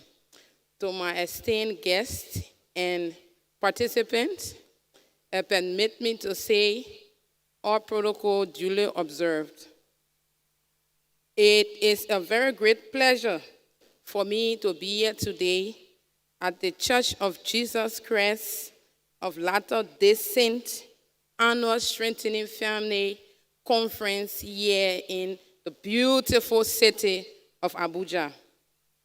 The importance of family cannot be overly emphasized, and that's the reason for which I want to particularly extend my thanks and appreciation to the Church of Latter-day Saints for purposefully and intentionally selecting marriage as this year's theme. I did sociology, and as a sociologist, we learned that the family is the core of every society. Which family were they talking about? If you said the family consisting a man and a woman who are married, you are correct. Research have shown that in a marriage, children that are born from marriages do better economically, socially, and so on, especially in school. So if that is the case, someone may want to say, why don't we encourage marriage? In fact, we should ask everyone to get married so we have more productive children. But I would say no. Instead of encouraging marriage, let marriage itself encourage others. Your marriage should encourage others. Your marriage should be attractive, not by the beauty of the ring, but by the beauty emanating from the values of your family. Your marriage should encourage others, not by the amount of worth you were able to acquire in the marriage, but the amount of love you have shown to your partner, you have shown to your children. That should be the basis of marriage. That's what people should see and say, I want to get married. I want to abstain from sex as a child because I want to get married. Let our marriages be an example for all of us to see. Remember, the holy books, whether the Quran or the Bible, says we should love and respect one another. Quickly to our religious leaders, I want to say in Liberia, a lot of people respect and fear religious leaders. Why? Because aside from prayers and the holy book, religious leaders are the closest thing we have to God. Please, religious leaders, let's use that power to encourage our people to continue counseling our congregations and talking to them in funny ways, in exploring resources that helps to keep them in marriage, thereby strengthening their family. Finally, as a policy maker, obviously, I don't intend to leave policy maker out. I want to call on the government of West Africa. There are a lot of stresses on marriage, which has undermined the fabric of our families. I'm calling on us to come up with policy, especially social protection schemes that are geared towards reducing poverty and increasing economic freedom for all. I learned that the family that pray together, stay together, even though there was another version that said the family that eat together, stay together. I want to say a family that was built on strong religious principle and is economically empowered, stay together. Thank you so much.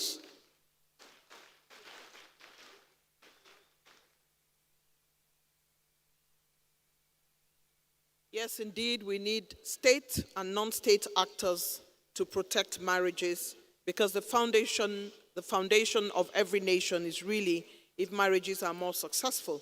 some of the children you find on the streets who have nowhere to go as a result of too much violence in the home, and then they run away. And when they run away, they pick up all kinds of habits under the bridge wherever they go to live. I'd like to thank very much Assistant Minister for Children and Social Protection, Ministry of Gender, Children and Social Protection in Liberia, Mamina Golun Kargai. Thank you very, very much indeed, and well done. We have heard our goodwill messages. We'll now quickly take concluding remarks from Her Worship, Mrs. Binta Janet Jallo, the Deputy Lord Mayor of Kanifing Municipality in the Gambia. Her Worship is making her way, and as it is with all things Gambian, I have been picking and looking at lovely clothes today, and Her Worship, Mrs. Binta Jani Jallo, does not disappoint in her excellently coiffured headgear and excellently well-made, fashionable Gambian attire. We welcome you, Her Worship, Mrs. Binta Jani Jallo, Deputy Lord Mayor of Kanifing Municipality in the Gambia. Thank you. How many minutes? 5. Yeah. Okay. Thank you. Good afternoon to all. The President, Your Excellency, National Assembly members here present, the Church of Jesus Christ, Latter-day Saint, Relief Society, all other protocols duly observed. I welcome you all to the Strengthening Families Conference, which is taking place in Abuja.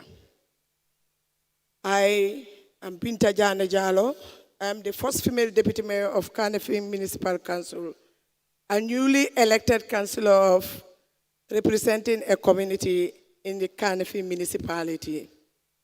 We are here today to this important occasion to strengthen marriages, which is very important in our society.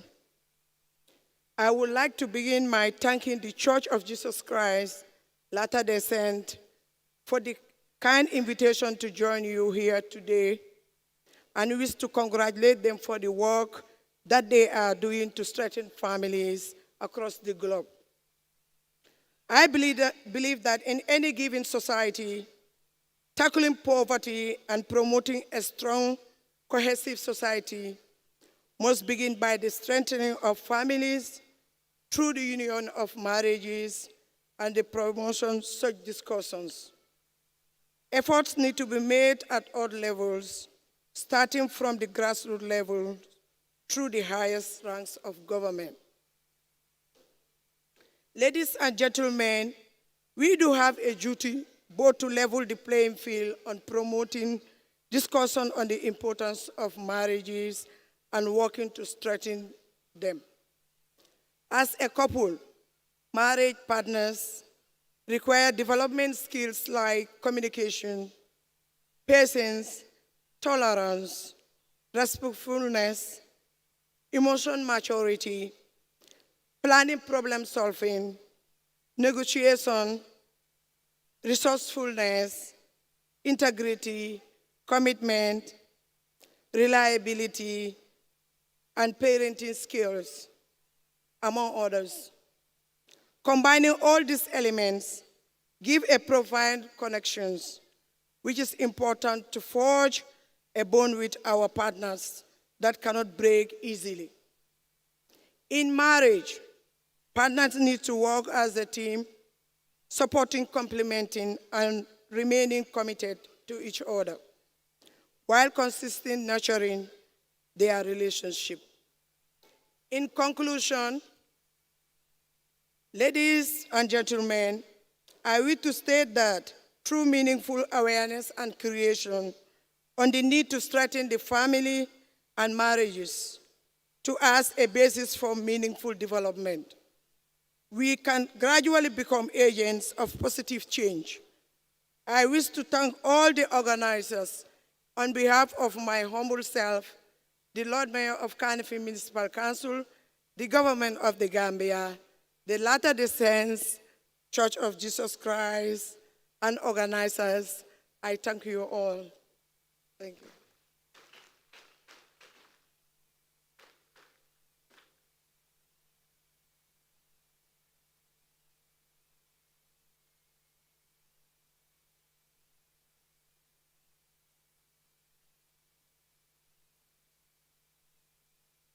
And message from the Gambia, where we have heard quite easily the importance of being helpful to sustaining marriages, because if we do that, then our societies will be better. I worship Mrs. Binta Janet Jallo, Deputy Lord Mayor of Kanifing Municipality in the Gambia, in her concluding remarks that has tied up everything today for us on the very exciting first day of the Strengthening Families Conference organized by the Church of Jesus Christ of Latter-day Saints along with their fantastic collaborators. Please do not forget to stop by at the various stands of our exhibitors as you make your way out of the hall. There will be fireside for young adults on the 23rd, being Friday, by 4 p.m. in Seminary and Institute Building in Dutse, and on Saturday, 24th June, by 1 p.m. in Seminary and Institute Building, Wuse. Please do not forget to attend for the young adults that we have that are attending this. I would like, first of all, to say that what an excellent audience and participants you have been. I'd like us all to give ourselves a round of applause.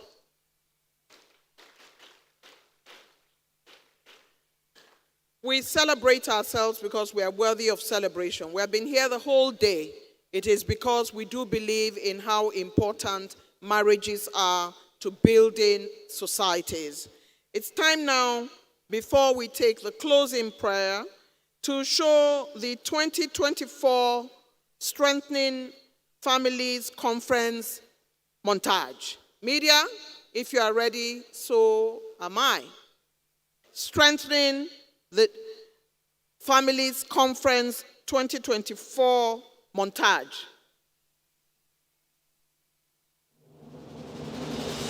We are in a mission to unite and strengthen the most fundamental unit of society, our people, ourselves. 5 years running and still ongoing, where delivery, consistency, and progress have been a true hallmark of this global conference. We are not backing down. The voices we've heard, the effort we've seen, and the progress we are all witnessing are clear identifiers of our objectives and goals. Ready for a sit? Then fasten your seatbelt as we all meet in Abidjan, La Côte d'Ivoire, where we experience the vibrant Ivorian culture and dive into the turquoise waters of the Atlantic Ocean, like the beaches in Grand Bassam, the floating island of Abidjan, the Cascade waterfall in Man, not forgetting the enchanting Banco National Park. Immerse yourself in the warmth and hospitality of the Ivorian people, known for their rich traditions and vibrant acts.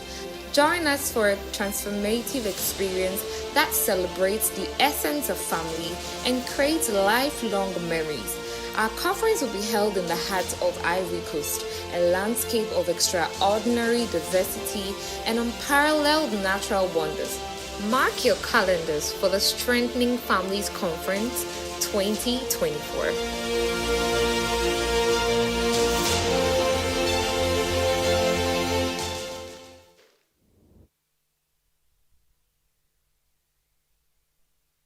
So I'm going to begin to talk to everybody from the church and to let them know that I am going to start saving so that me and my husband will make it to Côte d'Ivoire.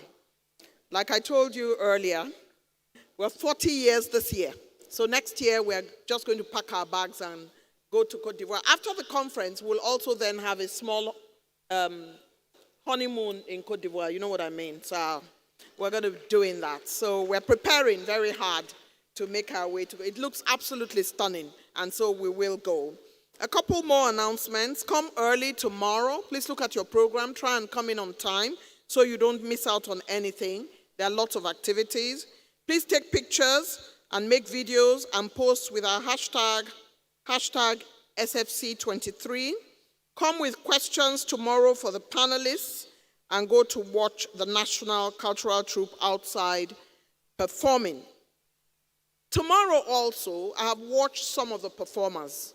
Today was fantastic. Tomorrow will be out of this world. I've watched the rehearsals of some of the great singers that will be here tomorrow. If for nothing else, come and listen to a second panel, which would be fantastic, and come and listen to the music and make new friends. Music expresses that which cannot be said and on which it is impossible to be silent. Unquote, Victor Hugo.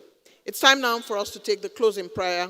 Permit me to welcome Mabel Alotti, Senior Travel Coordinator, the Church of Jesus Christ of Latter-day Saints, to come forward and deliver for us the closing prayer.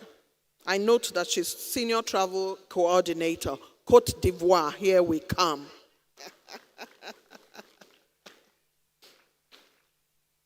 Thank you for encouraging her.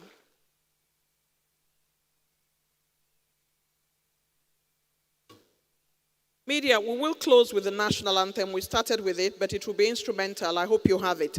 When we are ready, I'll call the cue for it. Thank you very much, Mabel.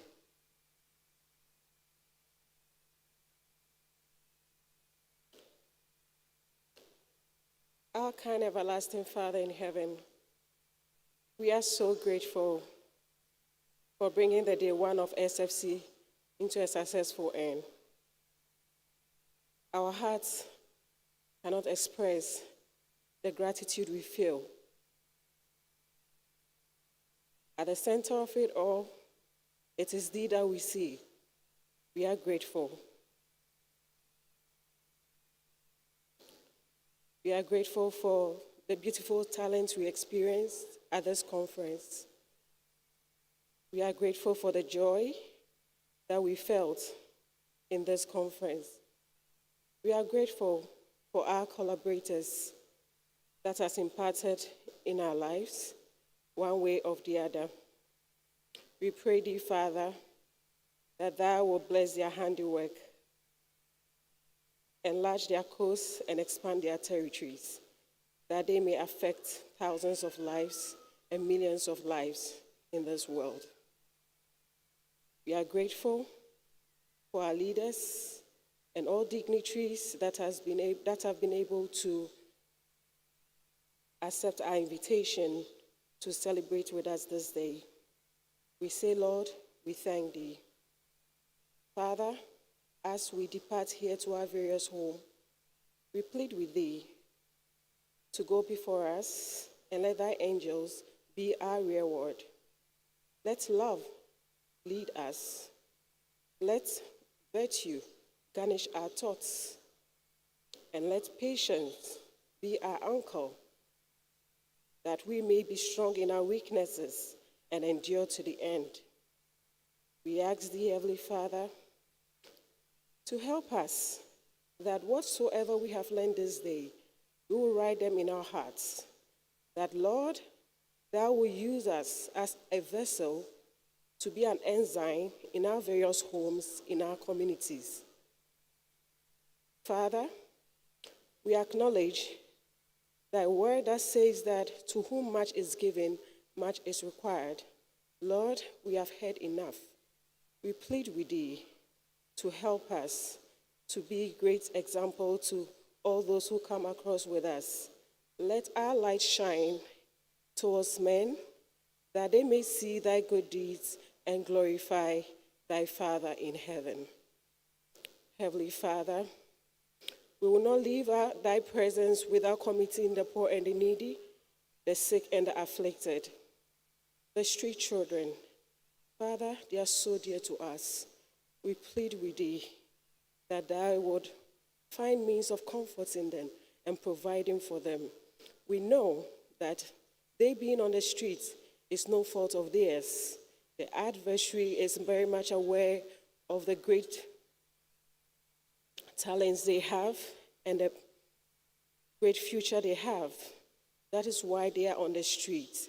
We know there are doctors among them, there are teachers among them, there are magistrates among them. Lord, please use us as thy vessel to lift them up. That, Lord, they may belong to a family. That, Lord, they may feel and find purpose in thee. We so ask of this, including the forgiveness of our sins and imperfections, in the name of Jesus Christ. Amen.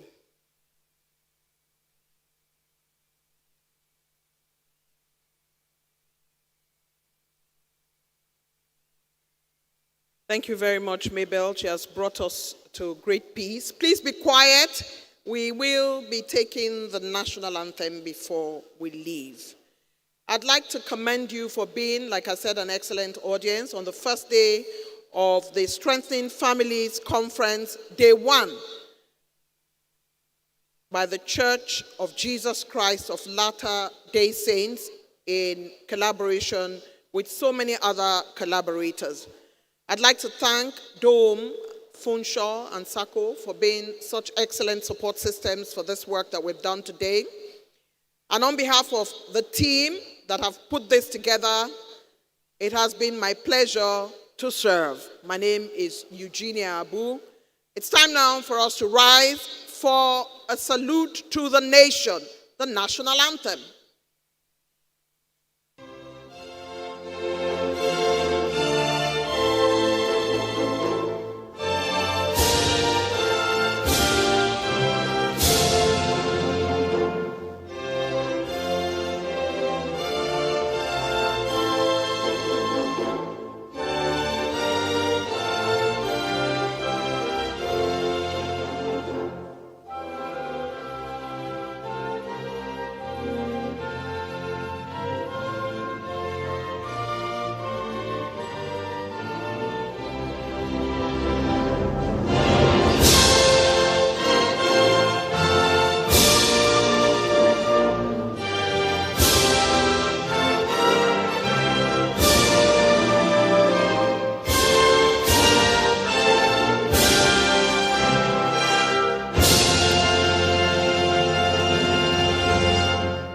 Thank you very much. Good afternoon.